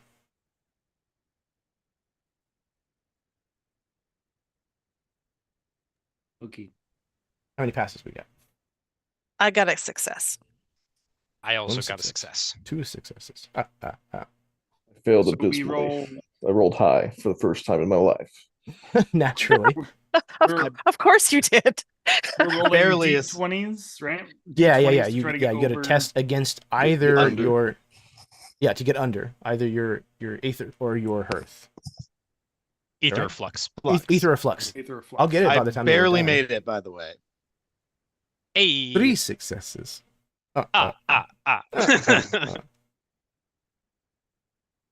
What you got, Chad?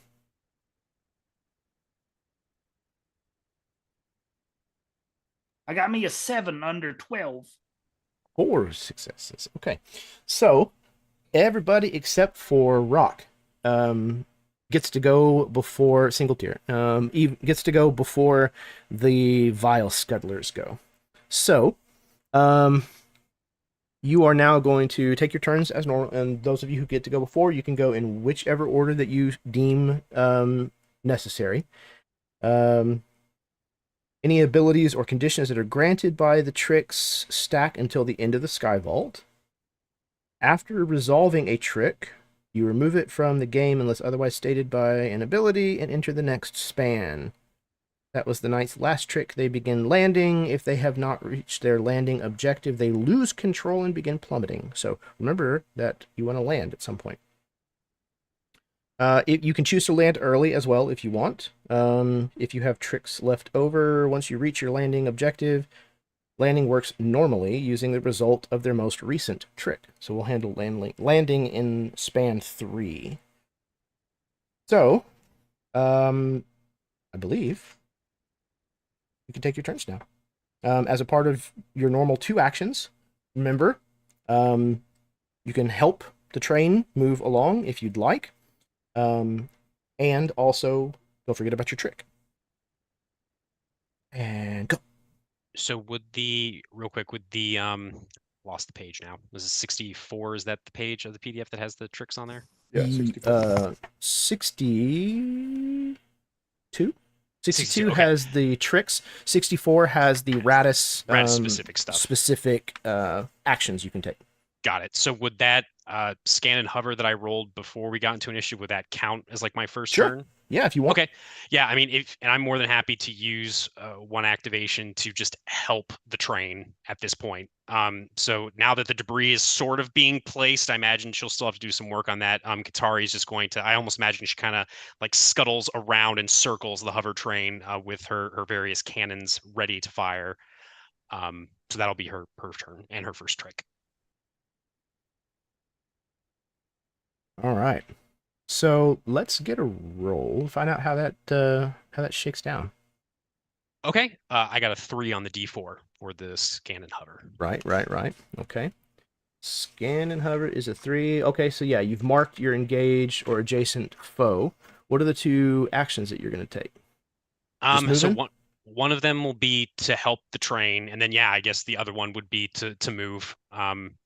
Again, I imagine trying to like place debris simultaneously probably is a bit much for Skitter to handle alone, but Katari is also well aware that the others will probably assist in some capacity soon enough.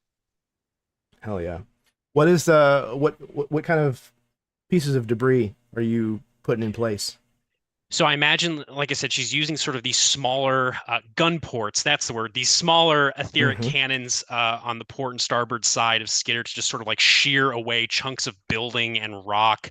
And I think it's interesting, sort of out of these gun ports, there are these. They're not as sort of complex and well crafted as the Ratus mites that like an Ettercap Ratus would have, but they almost look like these little etheric crystals that have these very crude, almost like metal exoskeletons that look like little butterflies that are just flying around, and they're sort of helping to pull some of the smaller pieces of debris kind of into the path of the hover train, almost this like swarm of metallic aether butterflies.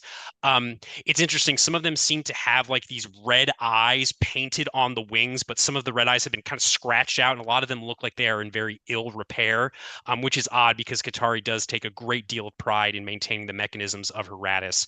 But that's essentially what that looks like and where she's gathering the debris from.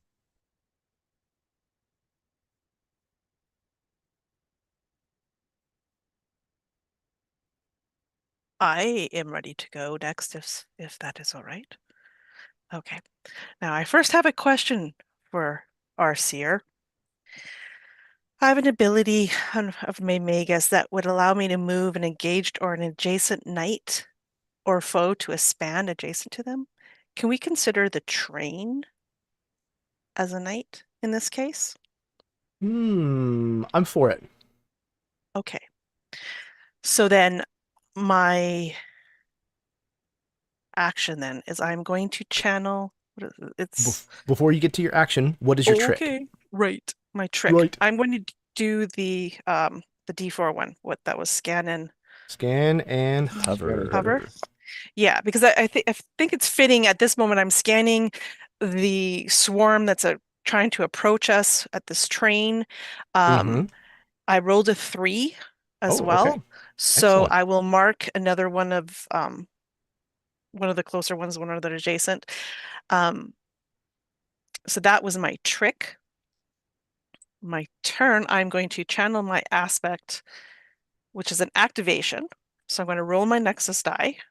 Oh, yes, please. My Nexus die is a 12. I rolled a 7, so Okay. nothing Then no terribly change. exciting. But I am picking the aspect of flux, where I'm now going to move the hover train to another span adjacent. So I'm getting it closer to where we're trying to get to. Oh, yeah. What does that look like? Is that a part of laying some of this debris down? Is it you physically pulling it along? I think it's more like, so Katari is laying the debris down in front of it, and Zyvar is, as Katari is laying it down, is like it's like we're mind linked or something. But as she's doing that, the train starts moving forward. It's almost wreathed in this in ether, kind of clouding around it as it is moved forward, following the debris that Katari is placing in front of it. Oh, yeah. Okay, so that was one. Thank you, Zyvar. You just hear kind of echoing through the Nexus link. And then what am I going to do for the second? I think I will, at that point, do a caster blast towards the group of. Let's pick the marked one that I Okay, chose. yeah. Absolutely. So that is Flux, I believe, for ranged. You are ranged attacking? I believe that is correct. Yeah, it's Flux for ranged. Okay, so. Wunderbar. Oh, that is too high. I rolled a 16, so that is higher than my Flux. Oh, okay. I miss. So maybe it is the fact that your attention is so scattered. It's torn in so many different directions at once, that it becomes almost more like a warning shot almost. Oh, wait. What does Mark do again? Does it give favor? No, it does crit. If okay. it hits, so If you hit I it, think it's counts as a still crit. marked. Yes. Okay, cool. So yeah, it is still I'm marked. just going into marked. It has been meased. Okay. Mark. Where is Mark? Marky Mark. Marky Mark. Always gone when you need him. The funky bunch is right behind him. All right. Who's next out of this funky bunch? Yeah, it says, sorry, the next successful attack will Perfect. deal critical damage. Thank you. Oh, and the condition persists until the end of my next turn. That's something else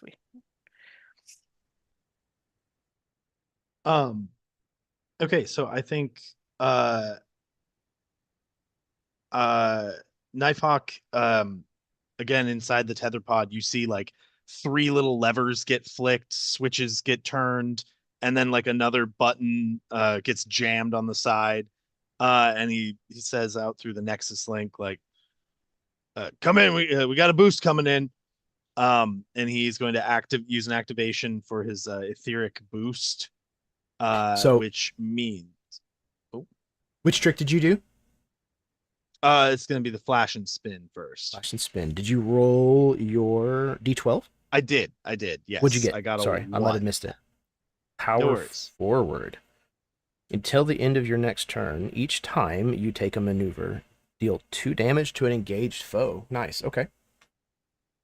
So, yes. Just consider that part of your description, if you would. Yes, as he's so then with that activation, he's also going to do a maneuver and move towards the spire.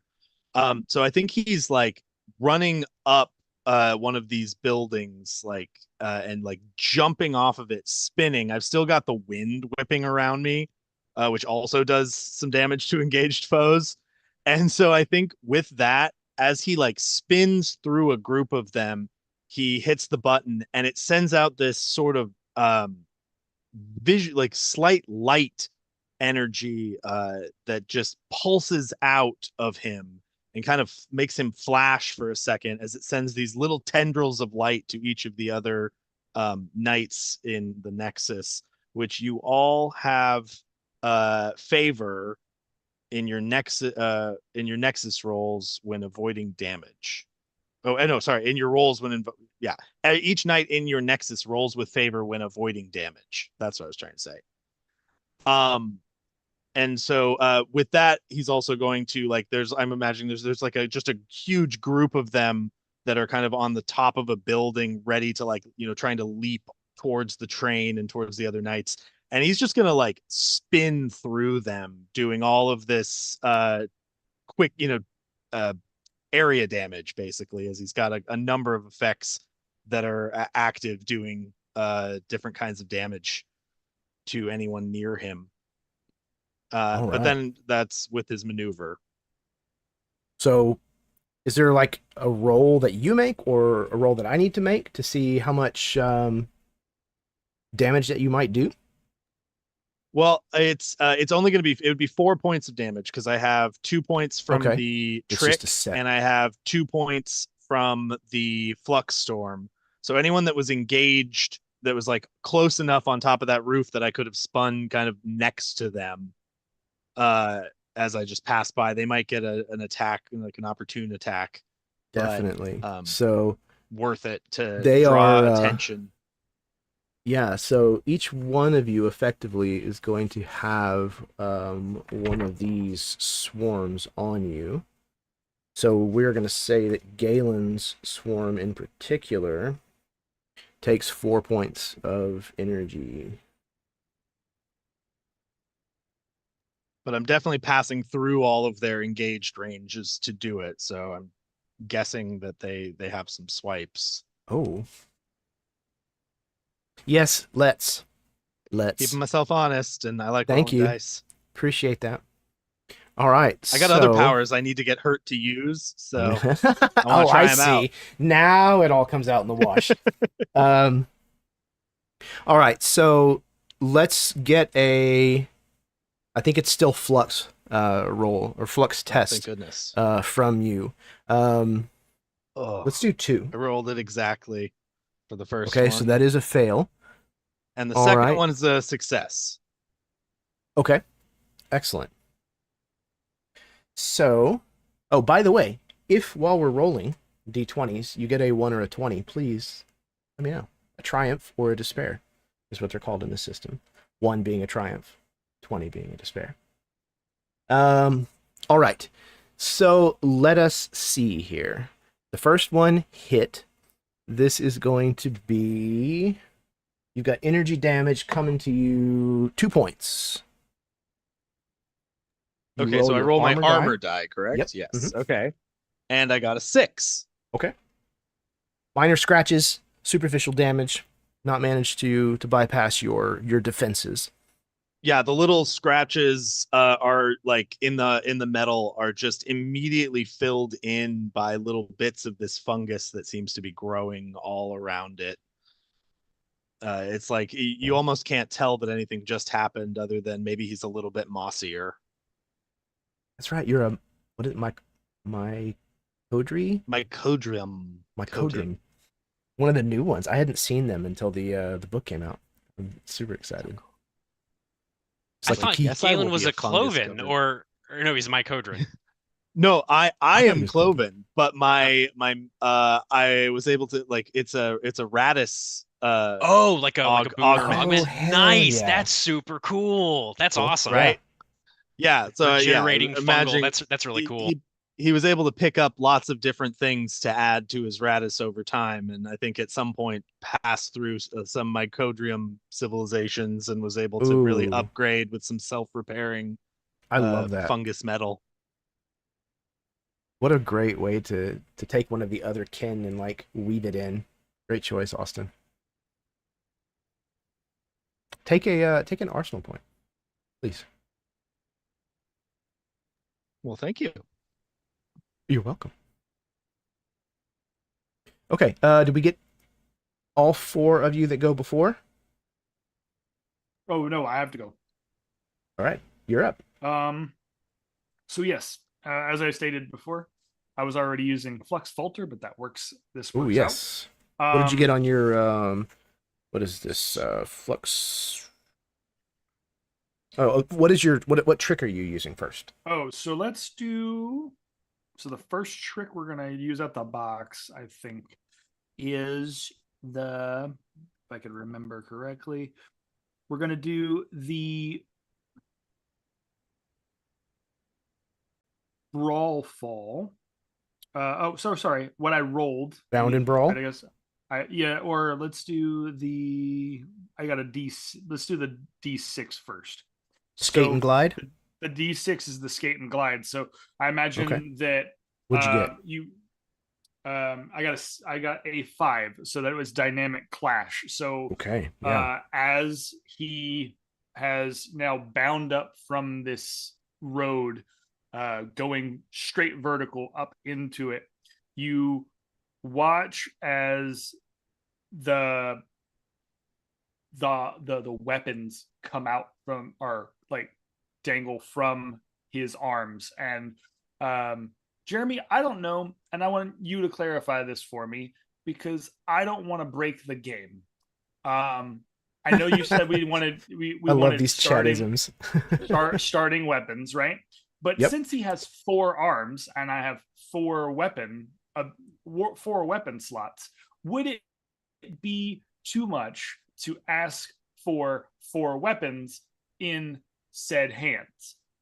I'm not saying that is not possible, but I'm just asking for clarification. Because if I took the augment and it allows me 4 weapon mods. So, to tell you the truth, I don't know if it comes with a mechanical bonus of having like additional attacks or bonuses on them or anything. No, I mean, it allows me to hold up to 4 weapons in my person. So if it was like I could hold 4 weapons, then that would make sense that I would have 4. I just want to clarify with you before I go. I could take 4 attacks. Yeah, I don't think it's going to be 4 separate rolls, but you are welcome to narratively describe 4 separate. I will narratively describe the 4 separate smash and stuff. So I'm fucking for it. As he boosts up, I imagine these. Please help me remember what the name of these creatures are. My memory is shit. Scuttlers. The scuttlers. Okay, so as like to scuttle a ship. Are they floating? Are they crawling down on the building, or are they like actively in the air, the Aether flux pathway? No, so the geyser is still going on. There's like a a knot of them that are swarming that space. Got it. Okay.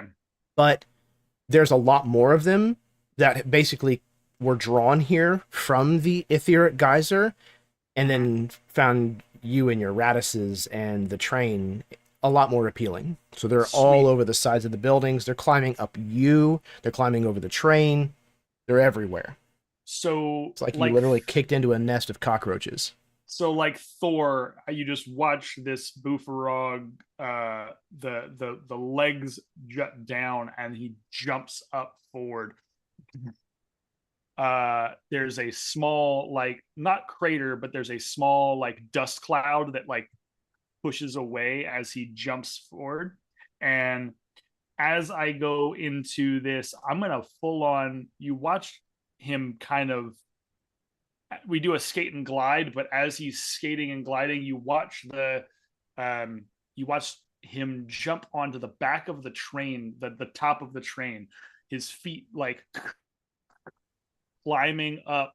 And as he goes, I imagine he gets enough momentum that he starts to barrel roll. And as he's barrel rolling, you watch him take the mace and the axe and just cut through a number of these enemies one after the other, or at least attempting to, right? He's going to try to basically barrel roll using that momentum and energy up the span for at least 2 spans. I don't want to go further.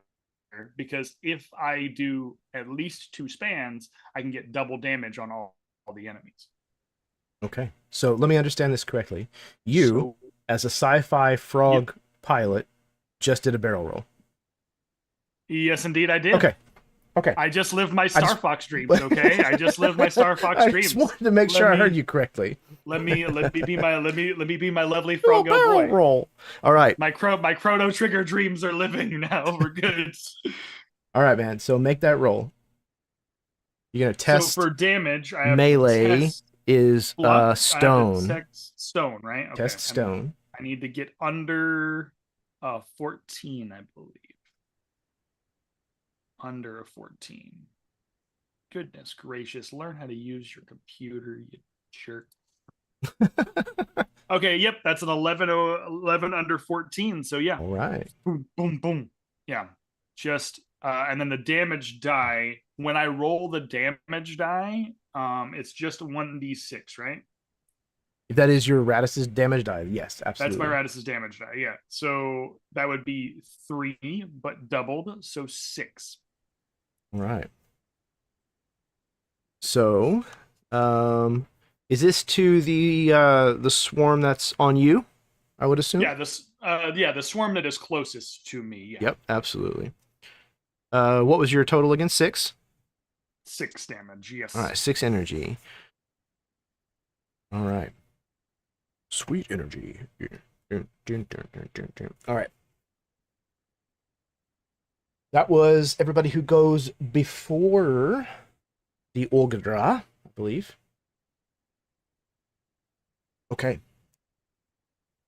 Now the Oghdra get to go. There is a swarm on each of you. So I'm just going to start over here and go around the horn. Galen, Knifehawk has a swarm that is doing its best to get to him. So I need you to test Flux, if you would, please.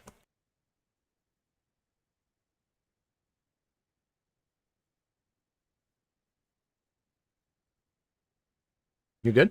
No 1s or 20s? Okay. Nope. All right. 12 out of 14. So, though these are clambering over these broken pieces of stone walls, half stone floors, plumbing and electrical, etheric, pipes kind of jutting out at odd angles, they're leaping off at you as you're kind of like making altitude up this ruin. And this spinning force that's kind of around you is just like knocking them back and cutting them down just as fast as they're able to like try to launch themselves at you. And then they're just not able to get anywhere near you. All right. Zyvar, Fateweaver needs to roll Flux, please. Or test Flux. Flux, you say? Flux, I do say. Oh, Flux, you I'm say? so I have caught Rock's curse. I rolled a 16, which is too high for my Flux. Okay. All right. So did you roll that with favor? I did not. I get favor? The etheric boost that I activated, right. everybody in the Nexus Oh, yeah. rolls with favor to avoid damage Well, I rolled the same number, so for the remainder of the Okay. Skyvault. Oh, that's unfortunate. It's a small favor. it was very. I'm not favored. I tried. Okay. You got to meet me halfway. You got to do some of the work, Karen. Come on here.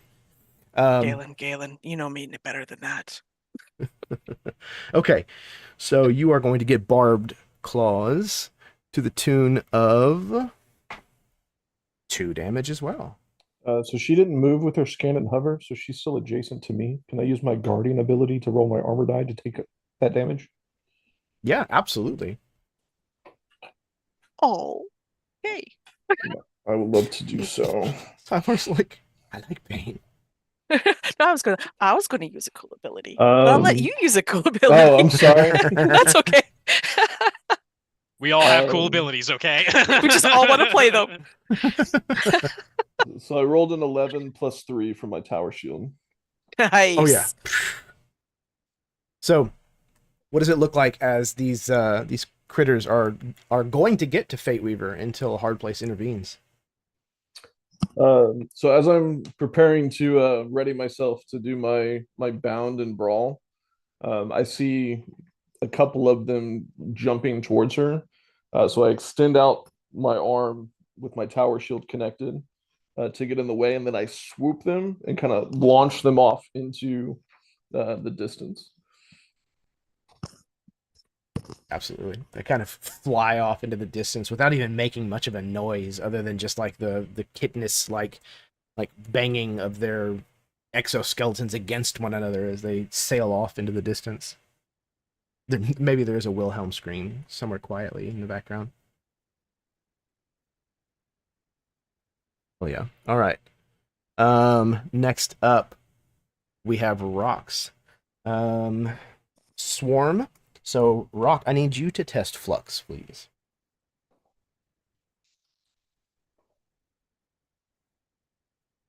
So I rolled a 4 and a 9 under 12. So 4 under 12. Okay. Hell yeah. Again, even though you managed to sacrifice your tower shield to the defense of Zyvar, your Ratus has armor to spare, and they're just nipping at your heels. They're scratching at your back, and they're just not able to dig deep enough to actually cause any real harm. Okay, Kitari, I need you to test Flux, please. Okie doke. Testing Flux with favor. That is a 5 under 15 for a success. Okay, absolutely. Same. Although you're moving so fast and you're so serpentine that many of them are having a hard time keeping up with you.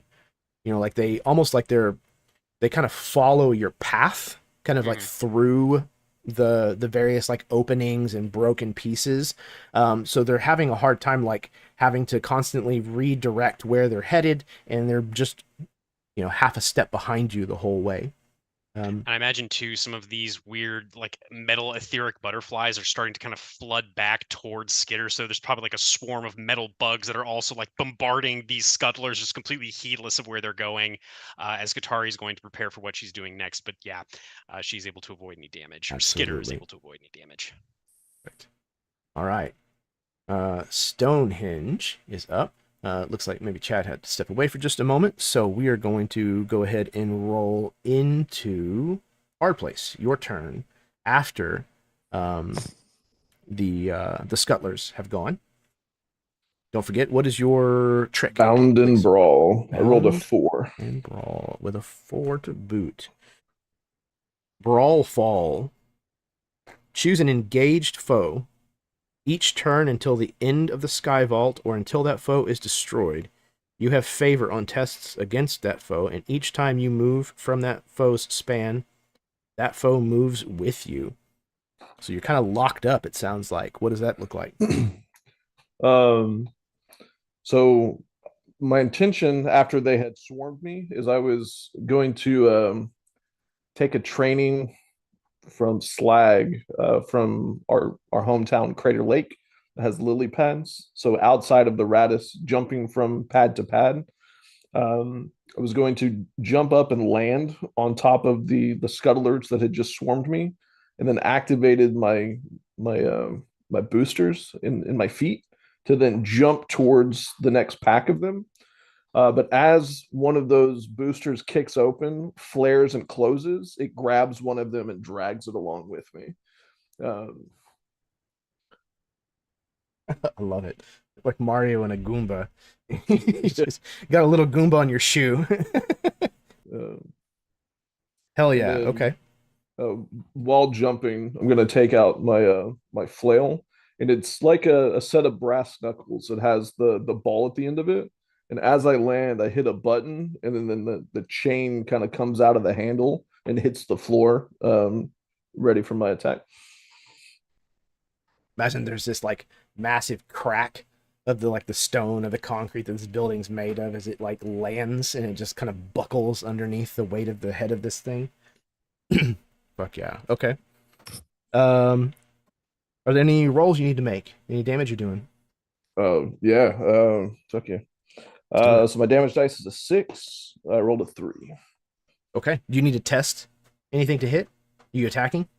Yeah, I would love to. Yes. So then yes. Test stone, please. We'll find out if the 6 damage goes through. And I have favor for that. Nighthawk, I think is that only- for this too, or I think oh, just for only taking damage. taking damage, right? Unless somebody else had something going on active. I rolled an 11 out of an 11. Okay, so it's a fail. It's a miss. Okay. All right.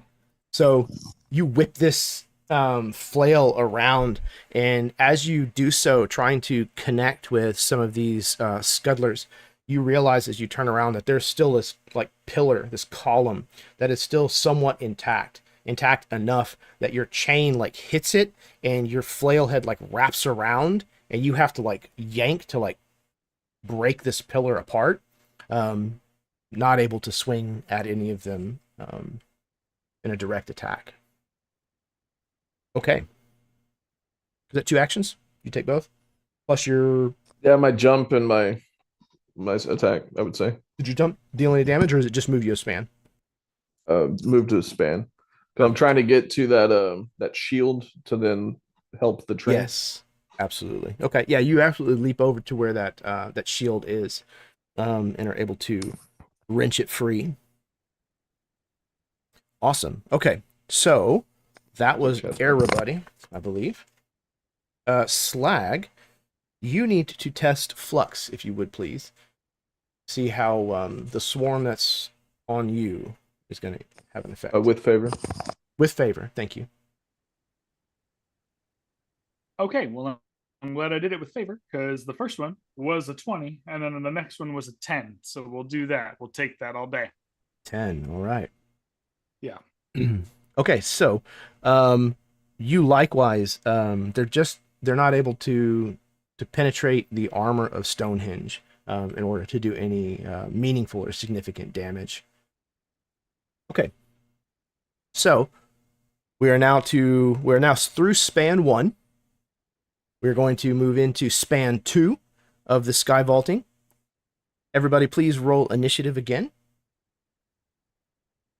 You're going to test either Aether or Flux.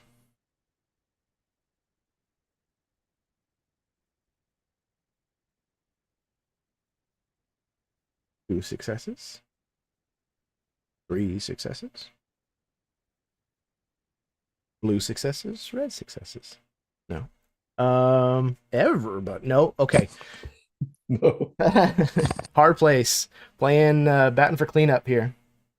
Okay, you 4. Rinse and repeat. Same as the first stanza. What order you want to go in? Tell us your trick first. We'll resolve the roll, and then figure out what you want to do with your turn. Can go. So I'm actually going to change one of mine because I reread the imp special ability, and I don't think it's going to work for this. So I'm going to go ahead and do a flash and spin. Trust the flux to guide your fall and dazzle enemies with unexpected stuns. So I do think, kind of to the point you made before, Jeremy, like Skitter is serpentining sort of around these pieces of debris, kind of weaving in and out of buildings. I almost imagine, in a weird way, it's like a freight train, just kind of just like crashing through these buildings. Not unnecessarily, but there's definitely some force behind it. So she's just sort of weaving in and out of all of these Oghdra. I did roll a 3 on my D12, which is power forward until the end of my next turn. Each time you take a maneuver, deal 2 damage to an engaged foe. So that'll be good potentially for what I'm about to do. Oh yeah. So what I like to do is this. So the vertical blink special trick that the imp has, it actually sends me back a span. So my question to you, Seer, is could I use my imp's Aether Step ability just the one time to grab the train and bump it up a span with myself, basically move myself into, I guess that would be the 3rd span technically? It'll just count as basically moving it a span. Because Okay. as of right now, nobody's piling it, and nobody has taken an action Okay. to place debris and stuff. Cool. Then we It's will. bad, I'll yeah. absolutely do that. I rolled my Nexus die already for that. Got a 2, so I'm good there. So I think what everybody kind of sees is as these metallic aether butterflies flood back into Skitter, all of the legs of the centipedes just jettisons off. Essentially, they all shoot off, and some of them have like these little chains attached to them, and the butterflies start to guide all of the legs to form what is basically a Ratus-sized slip gate. As all of a sudden ether begins just pouring through this gate. I imagine it's almost like a reverse fishing boat net, like instead of trawling behind, it's out in front. And Katari, Skitter, and the hover train, they kind of like vibrate for a moment, and then they're just sucked into the ethereal, into the dream sea, and vanish. And the ring gets sucked in behind, almost like they never existed. There's no sign that they were ever there. I imagine as Katari is sort of drifting through the dream sea, sort of latched onto this hover train, she sees amidst all these roiling, colors and sensations and emotions, this basically sea of liquid thought and feeling. She sees this focal point, this point that she has always seen whenever she has stepped into the ethereal. It is a fragment, a burning, charred fragment that is just drifting idly, like pieces of it are falling off, and she knows, even as things are becoming chaotic around her because of the dream sea surrounding her, she knows if she just continues towards that fragment, she'll get to where she needs to go. And sure enough, as she does, the dream sea rips open and just deposits her, the train, and the newly manifested slipgate a little bit further forward. And I guess she'll use her other action to just help the train, essentially, at this point, to keep it moving towards the final span. Please take an arsenal point, Jason. Fantastic. All right. Train has been moved forward. Who wants to go next? I think Knifewing, seeing that the train is continuing to move, will do his scan and hover as he maneuvers up. Basically, for this one, I think it's like there's like a long span between these two buildings that he's been running up one of them, and I think he's just gonna like find just a little pocket of flux and then ride it as he's kind of like aiming his hand cannon down. But I think I'm not going to actually fire it. I think he's going to see that like the train has been moved forward close enough to the final destination that he's like spotting the destination, and you see the metal plates retract into the arm elongates a bit, and again you see like fingers flipping switches inside as like one of these, like this little joystick pops out, and he like slams the button on it, and you see that the metal plate on his chest pops out, and his other arm swings in, and it just hooks onto the arm like almost a magnetic clang as it attaches his buckler. And one of the wings, the little like sharp lines of metal that run through the middle of the wing, like the wing kind of like bends forward, and kind of you hear this another like as like the that little line detaches, creating a spear that he's going to hold in his hand and prepare for his next turn. All right. What trick did you roll again? That was Scan and hover? Scan and hover, and I got a 1 on it, but I don't think that's going to matter to anybody because we all have max armor dice. Can roll Hearth on a success. Okay. Yep. Fair enough. Okay. So yeah, you pull your buckler and spear, arming yourself. That 2 actions? Arming your pulling a spear. Yes, it was an activation to switch weapons. Yeah. Okay. Is that 2 activations? Oh, that's a good question. I actually don't know.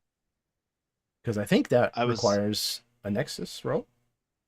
Question mark? Well, I was hoping. I guess I will skip the buckler if if it is 2 actions, because I want to be able to maneuver so that I actually make it across the 3 spans. So, somebody in our chat pointed out, I think it was Karen, that a part of you taking the trick is that you also move a span. So you don't actually have to use a maneuver to change spans. Okay, then I will use 2 activations then. All right. Then I guess I might actually be like kind of at this point hovering right over the thing, because I think I used a maneuver in the last one to move as well. Okay. So I've Yep. probably gone 3 spans, but I'm gonna make that last one count. Matt is that saying last trick. Matt is saying equip is an interaction, not an activation. Oh, interaction, not an activation. Okay. Cool. But it is still 2 actions of the same type. That's what I'm wondering. I guess it would be an interaction for each weapon. I believe so. That's Yeah, fine. for the I will do shield. that, and For the- I will roll. That's Roll- Nexus die? Roll your Nexus Are you die, I believe. are you adjacent or engaged with me? Aw. More backstory. Awesome. No. I would Because- assume that we're. Oh, how many? You've only. I think I might not be actually. I might be at least 2 spans away, because you have only moved I've moved to 1. Yeah, the that we went one, and I've moved 3 now. Okay, then So I'll Then go never ahead and roll mind. I'll roll You my do Nexus that. die. It's a 4, so nothing happens, I think, right? Cool. You are Nexus. Yeah, just like Perfect. another surge of that kind of that light, as the like core like almost thinks of overheating, but is able to, like, again, there's like a vent button that he just like, he can feel it getting hot on his back, and he just like slams down, and this one's like, it's almost like a what am I trying to describe? Like, it's like a lever on a vent, literally, where it's just like, it's a thing that you have to like put some force into to like really wrench it, and it just like, you see this like It's an just Instapot. like steam. Yeah. Steam and light seem to just stream out from these vents on the back of the Ratus.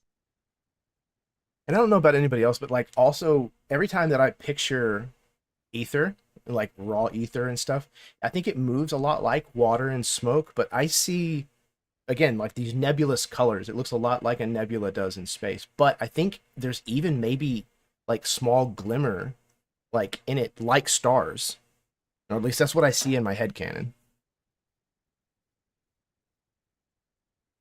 Okay. Chad, have you gone yet? I don't think you've I gone have yet. not. I have not. Would you like to?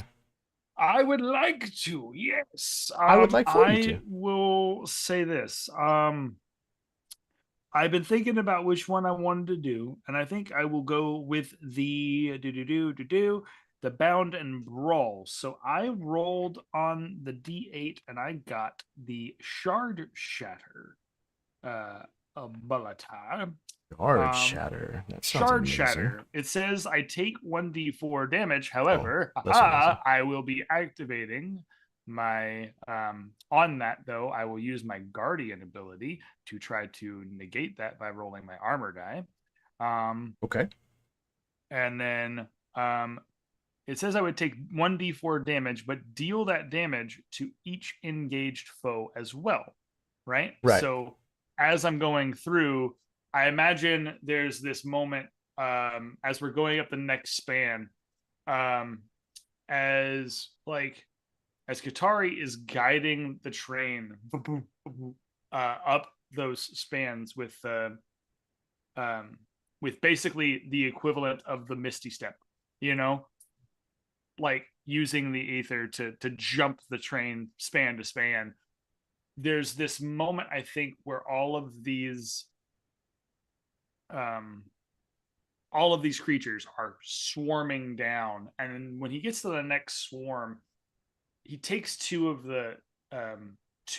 his hands, and he will take the axes and chop down into the buildings and kind of pull the debris toward, almost building like a rib cage or like a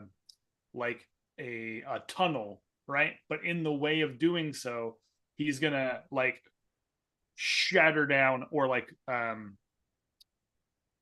he's gonna like shatter down into that space, fall onto the top of the train and then impale any of these creatures with the debris of the building as he's going through this space.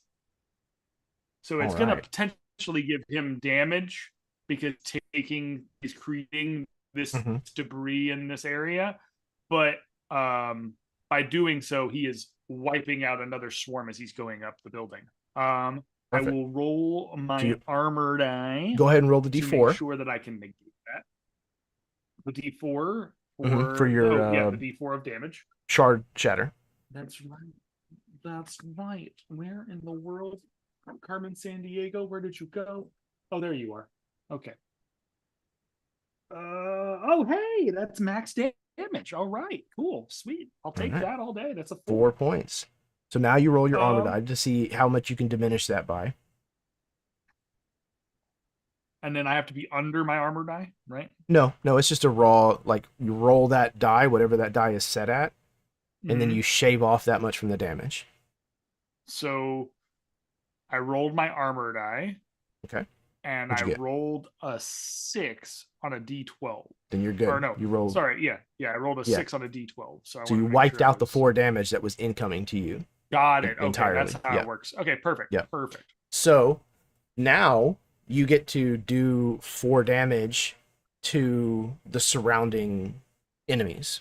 To the surrounding enemies, yeah. So basically, as I'm tearing apart these sides of the building to kind of create obstacles for our incoming foes, I'm just creating that level of damage and debris in the way. All right. Do I need to roll that again, or is that they just take the 4, right? I think it's just set. They take that 4. Sweet. You may move into an adjacent span, then deal 1d. Oh no, I'm sorry. That's take 1d4 damage, but deal that damage to each engaged foe as well. Yep. So it's just done to them. Awesome. Okay. So, that was your trick. What are the 2 actions you want to take? Oh, I'm so sorry. You're good. We have other things that we can do. Lots of things. Yeah. So many parts, multiple hands, if you will. Yeah. So what I'd like to do too is who is nearby me? I guess that is something that I would like to know on the battlefield, because if Rock is nearby me at this point, if Zyvar's next to me, anybody on that, I'd like to use my Nexus Surge for combined assault. I would choose an engaged knight, and then each of us can then make a free attack. On a success, we deal max damage. So I believe, because I also got this wrong whenever I was playtesting this, I think your Nexus ability, your Nexus Surge, only happens whenever your Nexus die rolls a maximum before it downgrades. Yeah, and it's kind of literally it is a surge of the Nexus that kind of just happens. Okay, perfect. Well then, I will just take what can I do? Mulligan. Rewind. Mulligan. Rewind. Then I will take additional action to just try to move up the span and just keep attacking swarms. I wanna definitely keep Zyvar and Rock as safe as I can as we're kind of going up, because I also want to keep that fortification going as long as I possibly can. Understood. All right, so you are doing melee attacks? Melee attacks, baby. Stone all day. Let's go. All right. So it sounds like attacking twice? Attacking twice, yep. Okay. Then I need for you to test stone twice. And then, Austin, correct me if I'm wrong. Are we rolling with favor on these too? On the attacks too, or no? No, just to avoid damage. Think so. No, just to avoid damage. Okay. Okay. Well, one of them will, one of them won't. So we'll take I think any 1s or 20s? No ones or 20s. No ones or 20s? Okay. But I got a 6 and then I got a 16. So one of them hits, one of them won't.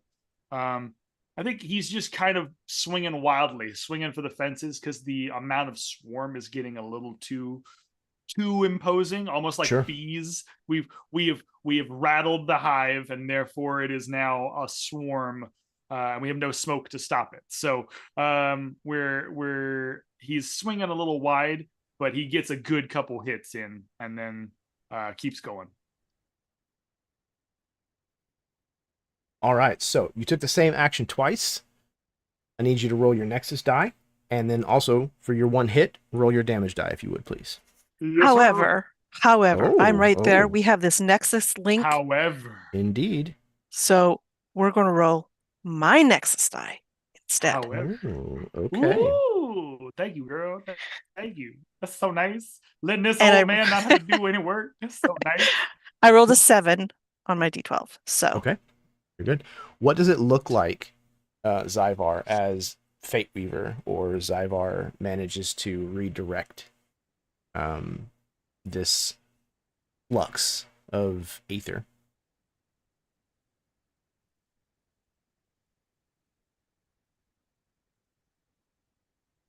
So I almost imagine you see this like swirling flux around Slag because of what he's done. He's overheated. And then all of a sudden it's like almost like this invisible force is coming from Fate Weaver, and it just kind of disperses this cloud of flux that was gathering around Stonehenge, and it dissipates.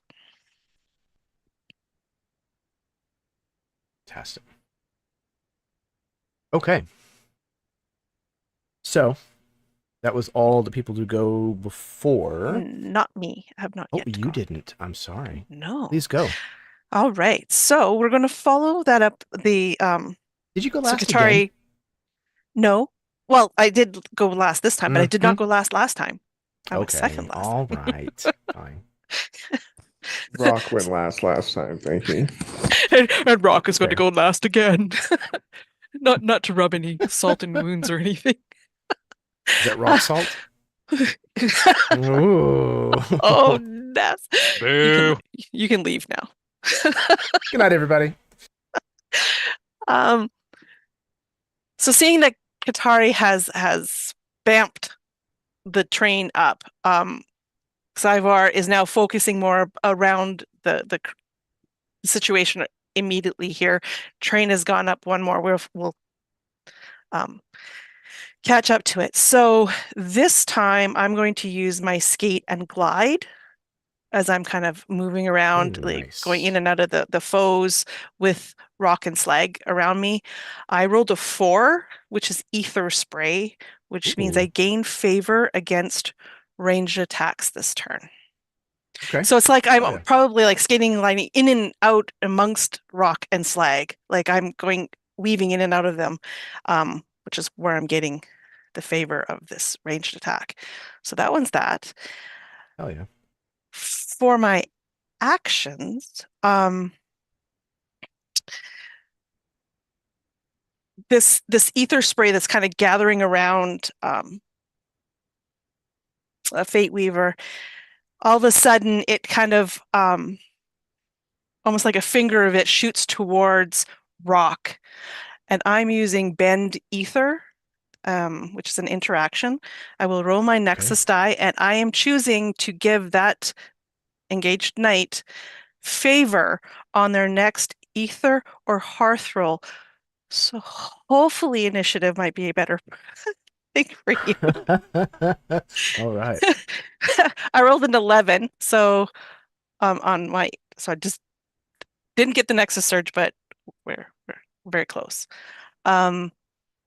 Second ability, because train has been moved, I'm going to channel my aspect, which is an activation. I'm going to roll again for the Nexus die. Okay. Oh, 10. Playing it risky here. And this time I am going to actually channel the ether that is surrounding us. It's like gathering as this fight is going, to do rupture damage equal to my Nexus die roll, which was 10, to an adjacent foe. Okay. And I'm picking the one I marked, Oh, hell yeah. which I don't think matters so that you do Nexus damage, which is 10. But that's the one I'm picking. Yeah, absolutely. And Okay. rupture damage, for those who are out there listening to us, Please. goes past armor. Just goes straight in. You don't get no armor rolls. Absolutely. Your blast just like makes like a tunnel hole like through this, part of the swarm.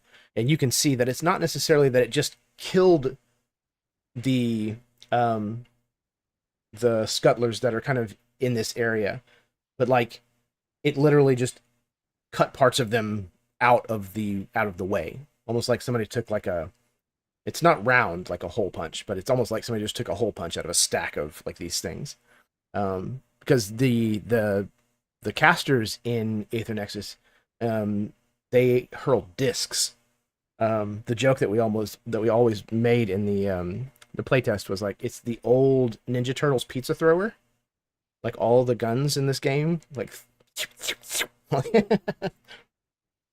it reminded me of, because my brother and I would shoot each other with that. Love you, bud. Okay, so yeah, it just makes like this clean, like severed line all the way through this particular cluster. And that was both of your actions, plus your trick. So now the Oghdra get to go, I believe. Zutelu. Okay, I believe all of the swarms are still alive. Some of them are at half energy currently, but they are still alive. So, we're gonna start. We'll start opposite side and go around the horn again. So, Slag, test flux, please. You'll all be testing flux if you want to get those preloaded in the chamber. What you got, Slag? That's an 11 over 12. Okay, so Or under just 12. Sorry, 11 yeah. under 12. Duh. Still Just with got favor, it. by the way. Oh, with favor. Okay, still yep. with favor. Mhm, so mhm, mhm. Come on, number one. Roll a one. no number ones. I really wish it. It was so close. I saw the one tip and then it went to 13 and I was like, well, damn. Yeah, so 12 or so 11 over or 11 under 12. Okay, so that is the pass. Once again, they're just not able to bypass the extreme defenses of Stonehenge. They're trying, but even like all of the hoses and the ports and things that like move ether like to the various limbs of your Ratus, they're just so well hidden under like the plates and things of your Ratus that they're just not able to even damage those systems. So no problem. All right, next up, Kitari. What does Skitter got 6 for a under test? 15. Okay, not a problem at all. Again, your agility, your speed, the fact that you literally just jumped forward through an ether gate, essentially. Some of them tried to follow you through it, and pieces emerge from the other side, and you are unscathed. Rock. I think real quick, seeing those yes, please. pieces like just through that Nexus connection, there's like a flicker of like discomfort, seeing like those chunks splatter out. But as Katara, continues going, go ahead. Absolutely. Rock. Yes, flux. So I rolled a 16 over 8, but Okay. with the favor, 1 under 8. You rolled a 1? Yeah. So you rolled a triumph?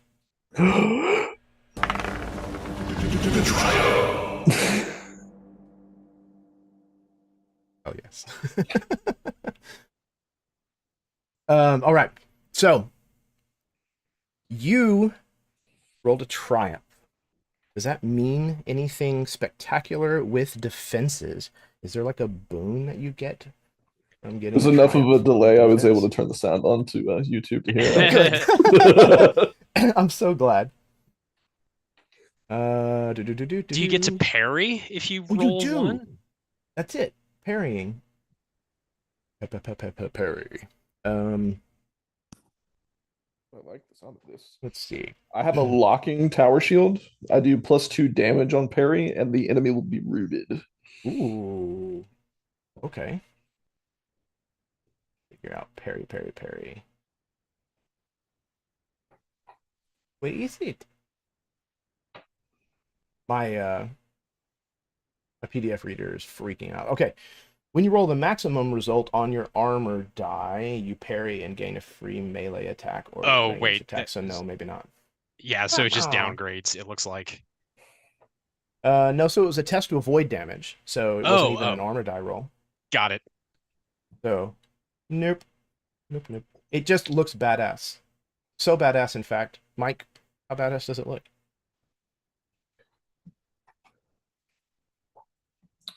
I'm gonna say this creature is like jumping at me, and I was too busy trying to get to that big shield that it was coming like at my back. But Nighthawk is manipulating the aether in the area, and it caused my glimmer barrier to strengthen and whip out at the scuttler as it was coming at me, and just like slices it in half and just peels apart. Oh yes. Apparently, Matt has informed us in the chat. There's a table that you can roll on, because there's a metric fuck ton of tables in this book. If you like roll tables, get this book. This is the book for you. Yeah, because seriously, like even if you're not necessarily running Mecha Hack, if you're running like a setting like this, they're just good to have on hand for fantastic flavor. So page 11. Oh, thank you, Jason. Oh, he doesn't have a book. All right, 11. I got you.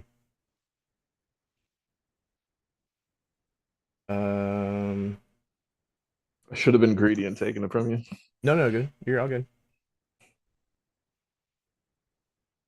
Roll a d10. I'm good at rolling those. A 2. Regain 1d4 energy. I don't think you've lost any. More energy. No, I'm Your energy. Okay. So, see, I'm not hurting y'all enough. I need to hurt you more. I hurt Please, myself hurt today. us. daddy. Oh, baby, us harder. please hurt me. Good grief. Y'all were a little too ready for that. We know whose game we signed up for. Okay. Perfection. Let's see. I don't know what this music is. I'm skipping this one. I think I've gone through Matt's playlist already, and it's now recommending things that it thinks are similar, and it's rolling poorly. Not a triumph. Okay. So, we got Rocks taking care of. Fate Weaver, I need your flux test, please. So my first flux one was 17 over 12, which I'm so glad I got favor, but then I rolled a 12 out of 12. So Ooh, I okay. still failed. All right. So you're going to get barbed claws to the tune of, good God, 1 point. Oh, that What you gonna do with hurts so that? much. What's that Mhm. going to do with that? Thank All of you. a sudden, all this ether that is gathering around me, the Ratus, which is still constantly kind of shifting forms, hard to get, kind of all of a sudden like solidifies wherever that attack happened. It kind of pops up. I'm going to choose to do my shield Ethereum ability. I mean, I could do my armor, but I want to do that first because it's cool. So what it allows me to do is I roll my Nexus die to negate the damage, and I can do this before or after rolling my armor die. So I'm choosing before. I rolled a 6, so I will negate 6 from this ether shield that comes up between us. Yeah. Then it's piddly amongst your I almost called it magic. Not quite magic. your defenses. Okay. Knifehawk, last but not least. Flux test. Eked out a success with 12 out of 14. All right. Again, just too swift, too distant for them to manage to do anything more than superficial damage. Okay, so we're running low on time. So I think what we're going to do is for the third and final span, we're going to describe your landing, which is the final part of the Sky Vault. So, you've got an assault landing, a guard landing, or a glamour landing. Each one of you take a moment to kind of consider which of those three you would like to do, and then roll a d12 once you have made that decision. And we'll kind of go through brief descriptions of what each of those looks like.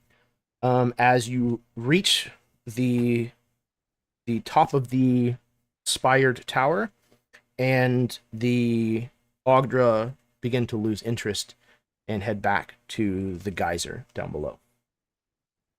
Did I buy anybody enough time to decide? I think, yeah, I couldn't find the page, but assault sounds right for me. And I think I'm kind of at the tip of the spear right now, unintended, and leading with a literal spear.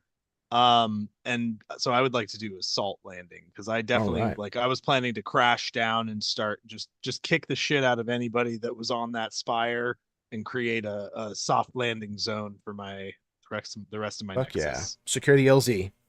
Got it. Roll a d12. 10.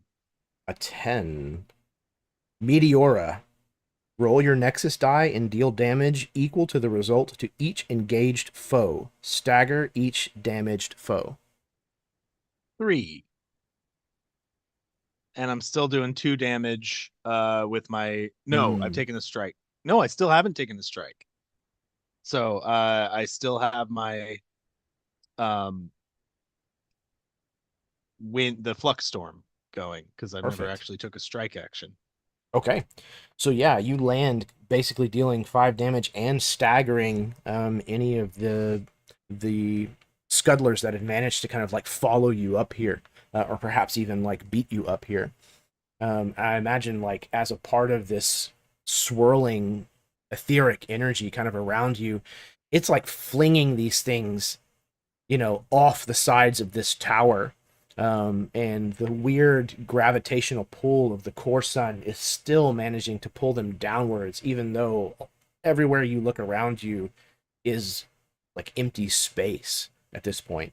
It's more space than it is sky where you are. Okay. Galen has landed. Who's next? I think as his quasi ever-present shadow, Skitter, which doesn't have its legs at the moment, so I imagine almost using, just because there's so much ether in the air at this point, this centipede-like Imp Ratus is sort of pulling in this ether to propel itself. I'm going to do, or I rolled rather, a guard landing, and I got a 9, for power pylon, which I gain favor against ranged attacks this turn. Okay. So I think what happens is, as Gitari guides Skitter through this maneuver, the Ratus almost like tilts to the side, and again those port and starboard guns just come out as the Ratus sort of wraps around sort of like the tip of the spired tower. So the guns are all pointing down towards where the Oghdra are, giving her this sort of higher vantage point as the train is just chugging along. And all the metallic butterflies have flooded back into the Ratus at this point, and the slip gate is still out, but she is just ready to fire if any of them seem interested again, even though it seems like they're retreating. Hell yeah.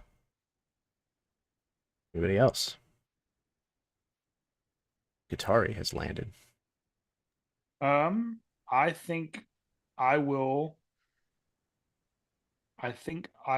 go. I will do an assault landing.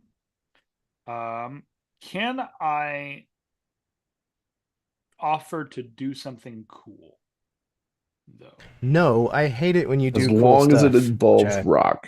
Exactly. It does Oh. involve rock. I was Then, planning on I mean, I doing guess it's something- okay. Okay. Yes, of course. So we'll back up just a smidgen, right? To just before the landing. Skosh. So just a skosh, okay? So I know what I want to do for my landing, but I'm gonna give this over to Rock. But what I want to do is this little thing.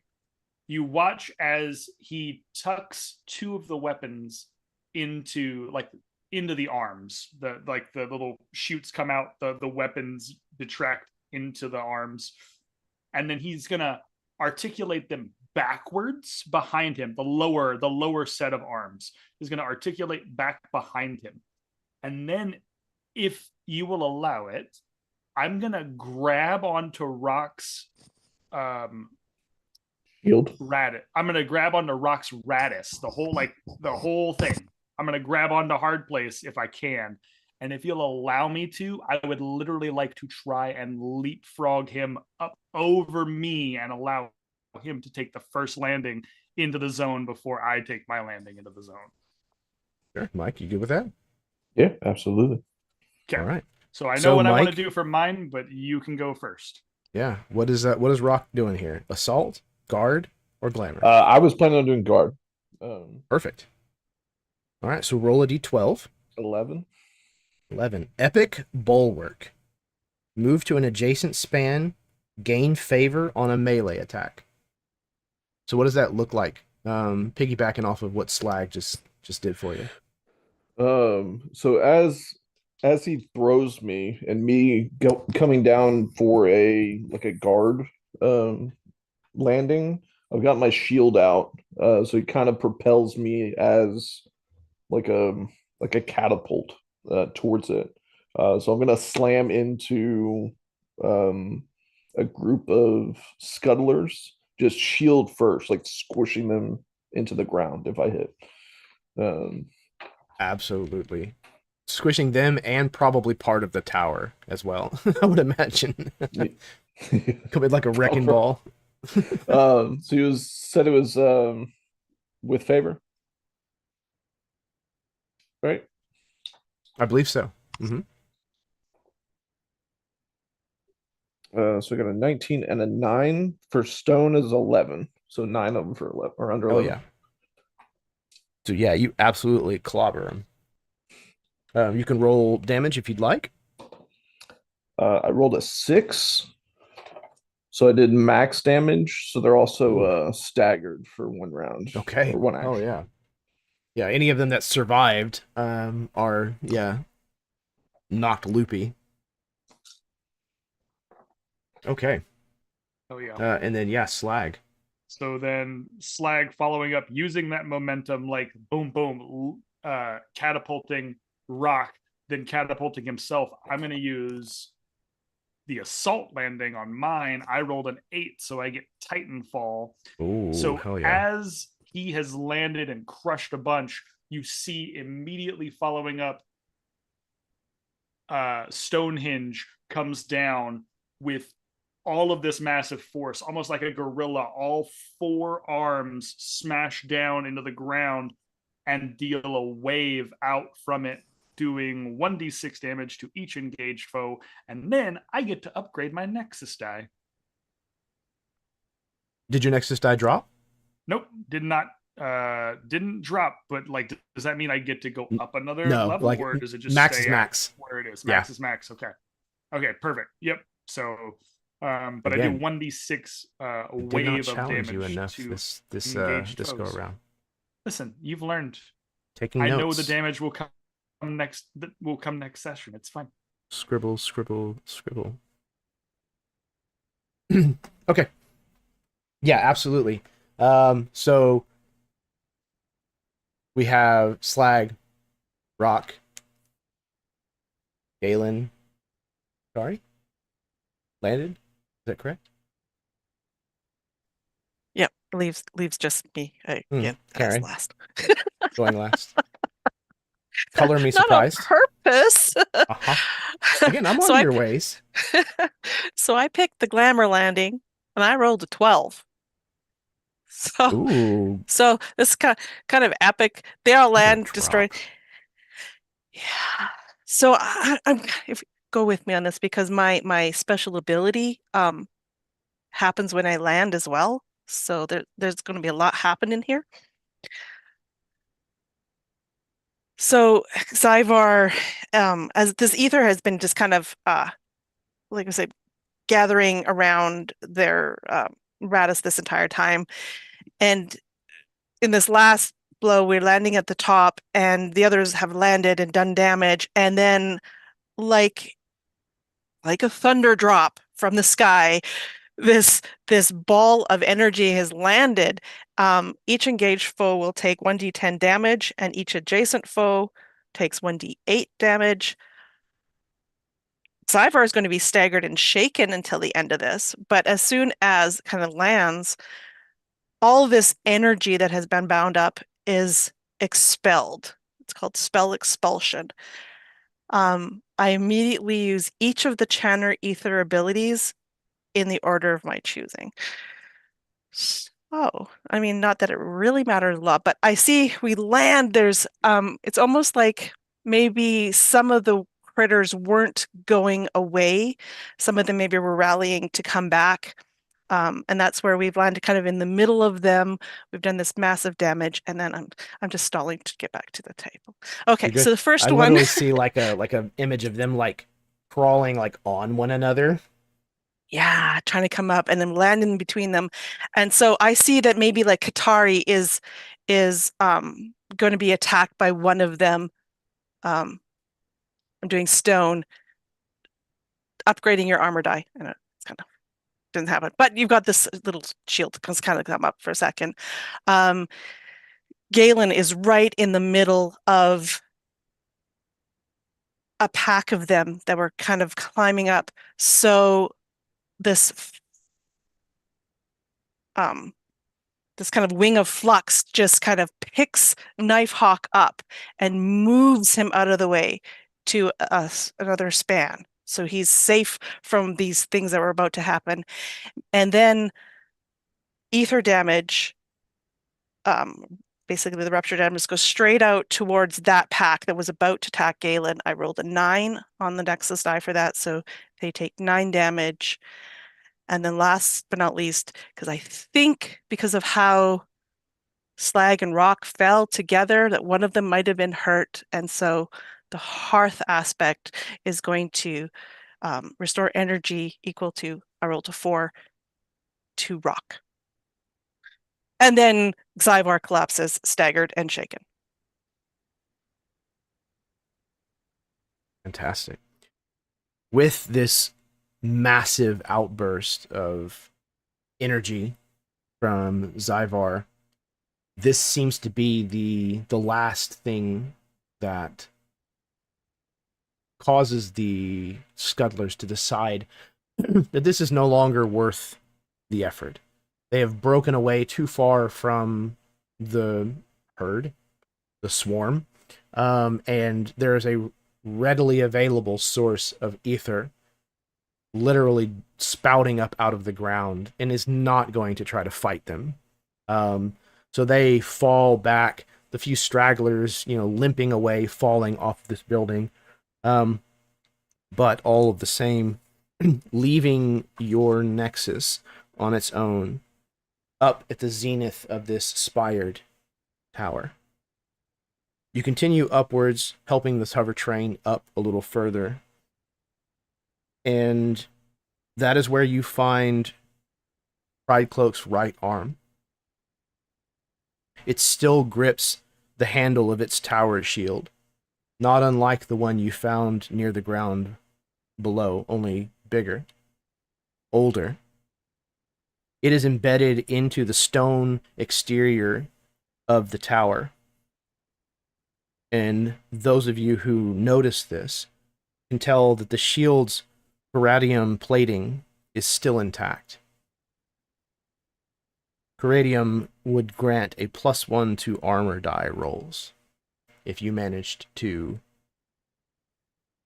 either use this tower shield or transpose it to another piece of equipment. So we are now entering the end of this session. Up here, you realize that you feel free from the claustrophobic presence of the Oghdra, this kind of pressure that seems to accompany Oghdra in any number. And at the top of this tower, you can see for miles in every direction. And there's a kind of a quiet, serene beauty to this, especially kind of right on the tail end of this intense battle that you've just kind of been through. So we're going to take a respite. Everybody take 2 more arsenal points, if you would. Think for just a moment about how you might want to spend this respite. And there's a table of options. You can train. You can choose a boon for 6 arsenal points. You can forge. You can gain a weapon or a shield for 4, or add a quality to one that you already have for 8. You can tinker. You can choose an augment for 12, or unlock a second ability for 8. You can dream. You can get a +1 to an aspect for 10. Or you can bond. You get a +1 energy for 2 armor points. And you can do this in addition to 1 other respite activity. So, whenever you have your decision, give us a brief description of what it looks like as your knight is taking this action, and what it might look like as you're spending any arsenal points that you might spend. If you don't have a decision right now, that's okay. You can have time to think about it until next week for our second session and make a decision then. I think I know what I want to do. Yeah, what you got? So I'm not sure how long we're kind of spending up here at the top of the spired tower, but I think Katari is going to take this time to sort of look over Skitter. I imagine the slip gate sort of disassembles and becomes the legs of the Ratus again, the chains reeling the separate magnetic pieces back in. And she's actually, I think she tends to, when the Nexus has these moments of quiet, she tends to work on Skitter in some way, shape, or form. Just making sure it's in good repair. And again, the mechanisms function as necessary. And she's been working on something that I think maybe Galen, you would recognize. It is sort of derived from this flux storm. This flux storm that you are able to kind of call forth, this boon that you're able to call forth. And I think maybe it's the quiet. She does seem intensely focused. Like she's not looking at the beautiful scene around us, or at least the serenity around us. She's just very focused on this. And maybe if anyone's paying attention, like her 4 hands shake just a little bit as she's working on this. But she is able to finally complete this flux storm. I imagine as she turns it on for the first time, there's like some faint etheric winds that kick up, maybe blowing everybody's garments back if anyone's outside of their Ratus. But it dies down quickly. And I will take my flux storm boon there. I think what is that 7 or 6 AP arsenal points? I think all of them were even numbers. 6, perfect. 6 for a boon. Beautiful. So I have Nice. 3 arsenal points left. Oh, did we started with 4? Yes. Yeah, we I started. totally forgot about. Okay, I was like, well, shit, I don't think I'm gonna do anything. All right, well, in that case, Galen will his mech, like when he or his Ratus, when he gets out of it, it like goes down like on almost on all 4s, but it seems like it like perches kind of like bird like, and the tether pod opens up from like that. Actually, like he puts the buckler back, and the buckler is like kind of covers like the hatch in a way where it like lowers down, and the buckler sits on the ground, and he heads out and starts tweaking little bits and pieces of it, actually just pulling bits from like this tower that we're on, finding little pieces here and there, even grabbing like little bits of the like the chitinous exoskeleton of the Oghdra, and it starts incorporating these, and is gonna buy oh shoot, I forgot what it was called. The weave something. It's like the last one. Wraithleaf Shroud. For sneaking and stuff. And then after that, he has like on that buckler like opening that door, he like kind of like types in a few little quick button presses on the bottom of it, and like a small kind of silvery like cabinet sort of thing like rises out of it and locks into place, and he starts making a very complicated cloven tea that has like 12 ingredients that are all like require, boiling for different amounts of time, or like infusing with ether. And he just starts like offering anybody like a cup of tea that would want one, and he sits like just kind of looking out, having a nice breather after such a harrowing and kind of gross battle with how they swarm like cockroaches. It always makes him feel a bit itchy.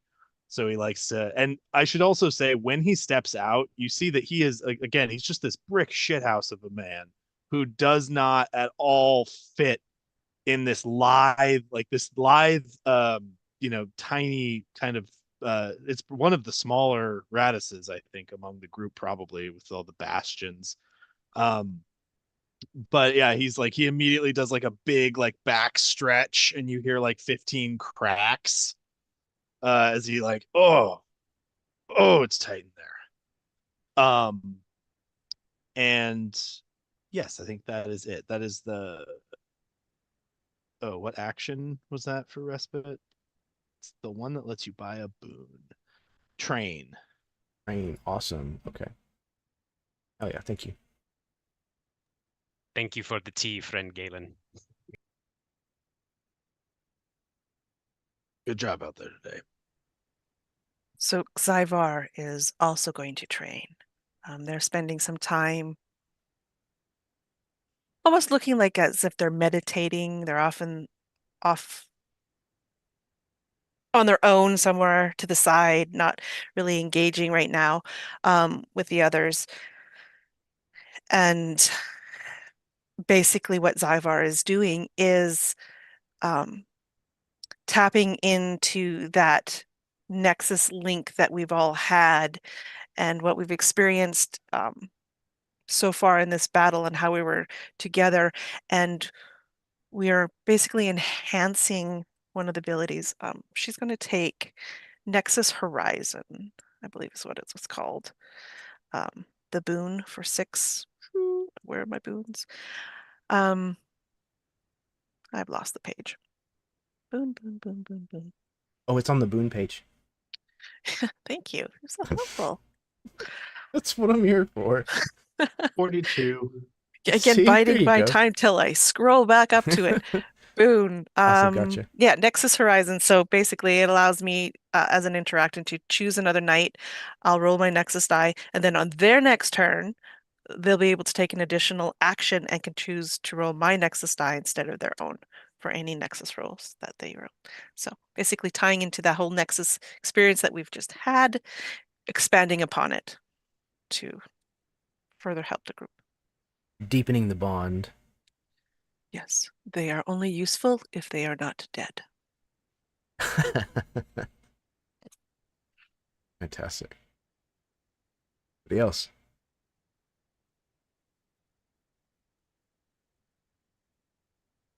I think I'll train while we're here. So I think Slag has been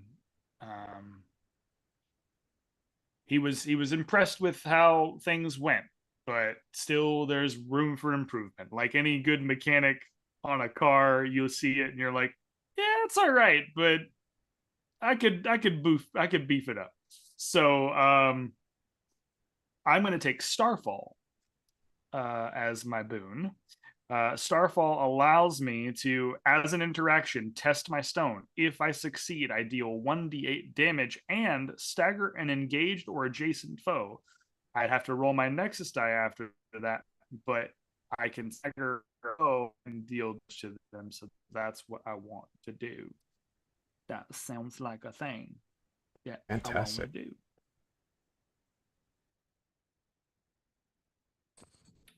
Since nobody did anything with that shield, and I use a tower shield, I'm going to use my respite to claim ownership of that, and either forge it into mine if I cannot move my locking perk, or disassemble whatever my locking perk was and attach it to that. So I think everything can have up to 2 qualities on it. Yeah, and I want that shield, and then I was going to use my respite to like do another quality because I wanted a second one. Oh, it's on I page see. 46 somewhere. I don't remember the name of the one I wanted, but I'll Okay. figure it out. Hell yeah, before. dude. Get it. Yeah. Yes, that's Absolutely. I'm so proud. Or you So could, because again, like per the rules, you can carry like several weapons and shields. So you could carry both shields and just use whichever one happens to fit the circumstances if you'd like. Dual wield shields. You could dual wield shields if you want. You got 2 arms. So yeah, so you could have one that has locking, one that has the Coradium, and then whatever your other quality. Oh, is Coradium a quality? Yes. Mm-hmm. Aha. You'll be the tower punching shields. Gotcha. Yeah. So you could carry both of them if you'd like. And then if you want to pick another quality, then you could put that on either one of them. Or you could switch the Coradium as a quality to, Okay. either one. So sounds like you're going to be forging some shields. yeah, at the very least. Okay. Hell yeah. Is there a particular way that looks like that Rock's doing this? In his like bullfrog form. So he's gonna get out of hard place and then go over to like the left greave and open a compartment that has a bunch of different forging tools in it. And then open the other that has like a forge built in. So you'll kick up like the jump jet from the feet to start heating up that furnace, and do all of his forging just right out behind his Ratus. Ratus, that's amazing, man. A fucking like built-in forge from his Ratus. I love that. What a great idea. Well, yes. Okay. And that's where we're gonna leave our little nexus for the time being. I am super thrilled about this, y'all. This could not have gone better, other than staying on schedule. But it's one of my games, so we know how that works. So yeah, I am so absolutely just over the moon about this. Thank all of you players for being just fantastic people to spend 3-4 hours hanging out with and rolling dice and telling stories. I'm so glad that we came together for this game and that all of you agreed. I had an absolute blast kicking this off. So Matt in the chat did confirm dual wielding shields is a thing. That's definitely the direction I'm going. Yeah. Okay. I love it. Yeah. Love it. Okay. So yeah. Very much looking forward to the next 2 weeks and finishing telling this story. Thank you very much for anybody who happened to watch this evening. I'm going to pass things over to my players again, just so that they can, give any kind of closing thoughts if they might want to. And then we're going to go ahead and call it a night. So we're going to start in reverse order with Chad. Okay. Thank you guys for allowing me to live out a childhood fantasy of, playing a frog mech has been on my bucket list, and I get to do this. So I love you guys so much. This is definitely gonna have some artwork, because I'm literally gonna probably be dreaming about this for a while. You guys are amazing. You guys are wonderful. Mike, I've never had a chance to play with you before, buddy, but I love you, and I love the character you're building, and all of you. I know all the rest of you, and I love all of you for multiple reasons. So thank you guys for being a part of this wonderful Nexus. Jeremy, thank you for running this beautiful game. I cannot wait till next week, where we get to do more stuff, and I will hopefully be way more understanding of what my character's motivations are, and what my character's fellow Nexus names are, all the lovely things. But you guys are all in my heart, and I love you very much, and I cannot wait for next week. So let's do it. Let's go. Oh yes, man. Absolutely hard saying. Next up, we have Jason. It's always been a dream of mine to play a weird four-armed praying mantis person. So yeah, I definitely feel what Chad is putting down here. But no, in all seriousness, like you said, thank you so much to Jeremy, of course, as our amazing seer, and to all the players. It's always kind of intimidating to learn a new system, but I think, Jeremy, you said it perfectly. This went as well as it possibly could have. It felt really smooth. The role play and integration with mechanics, and just the idea of a Nexus as a whole is so interesting.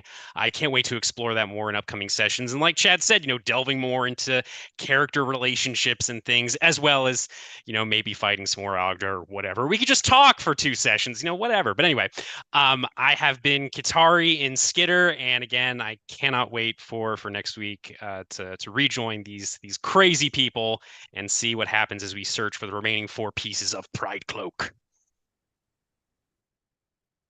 Absolutely.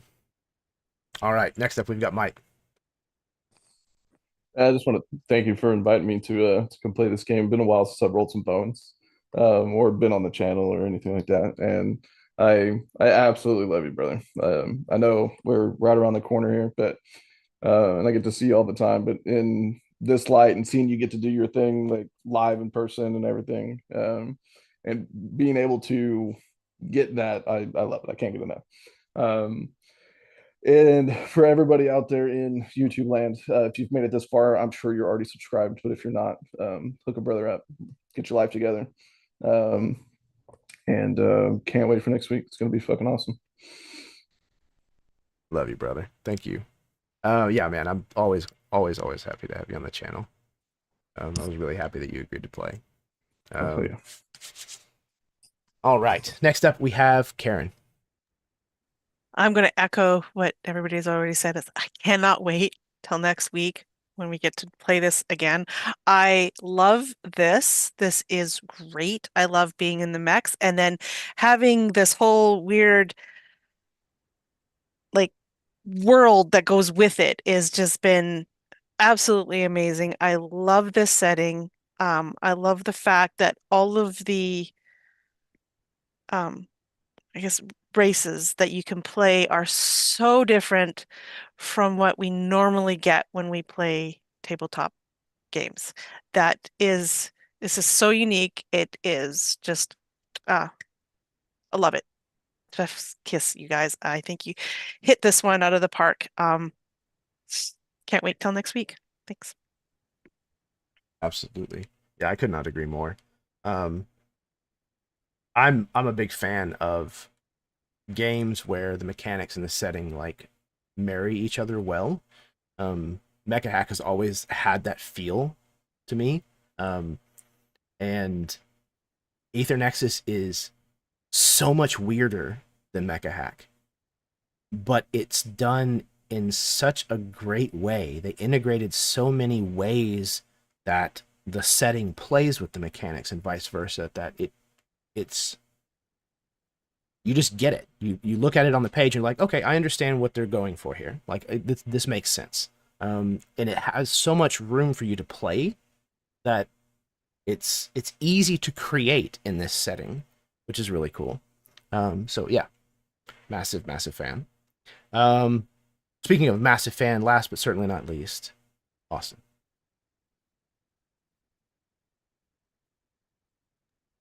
Oh, thank you, Jeremy, for running this. This was such a blast, and thank you to AbTab for putting this on. This was so much fun. I am so excited that I only have to wait a week to play in a Jeremy game instead of a freaking month, like has basically been the case for like the last 4 years. I think I've basically been playing with you once a month for uh, like on campaign number 3 or 4 now.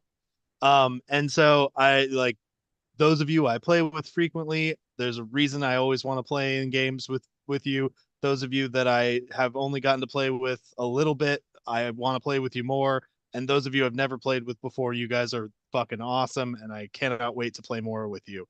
I feel like it was close to accidentally saying I don't like half of you half as well as you deserve, but Austin disappears. And I like less than half of you half as well as you. No, I don't like half. Oh, anyway. This was so much fun. I cannot wait for next week. I am truly very lucky. I believe I get to play in one of your games every week this month, and that fucking rules. So thanks to my wife for letting me do that and taking care Yes. of it. Thank you, Austin's wife. Sincerely. So, I Thank need all to of start your- doing that often. Yeah. I need to start doing that often. It's just being like, hey, thank you, honey, for letting me do this. Sincerely. Yeah. Yeah, absolutely. Because these games take a lot of time, especially here on this channel. I, so but yeah, so excited.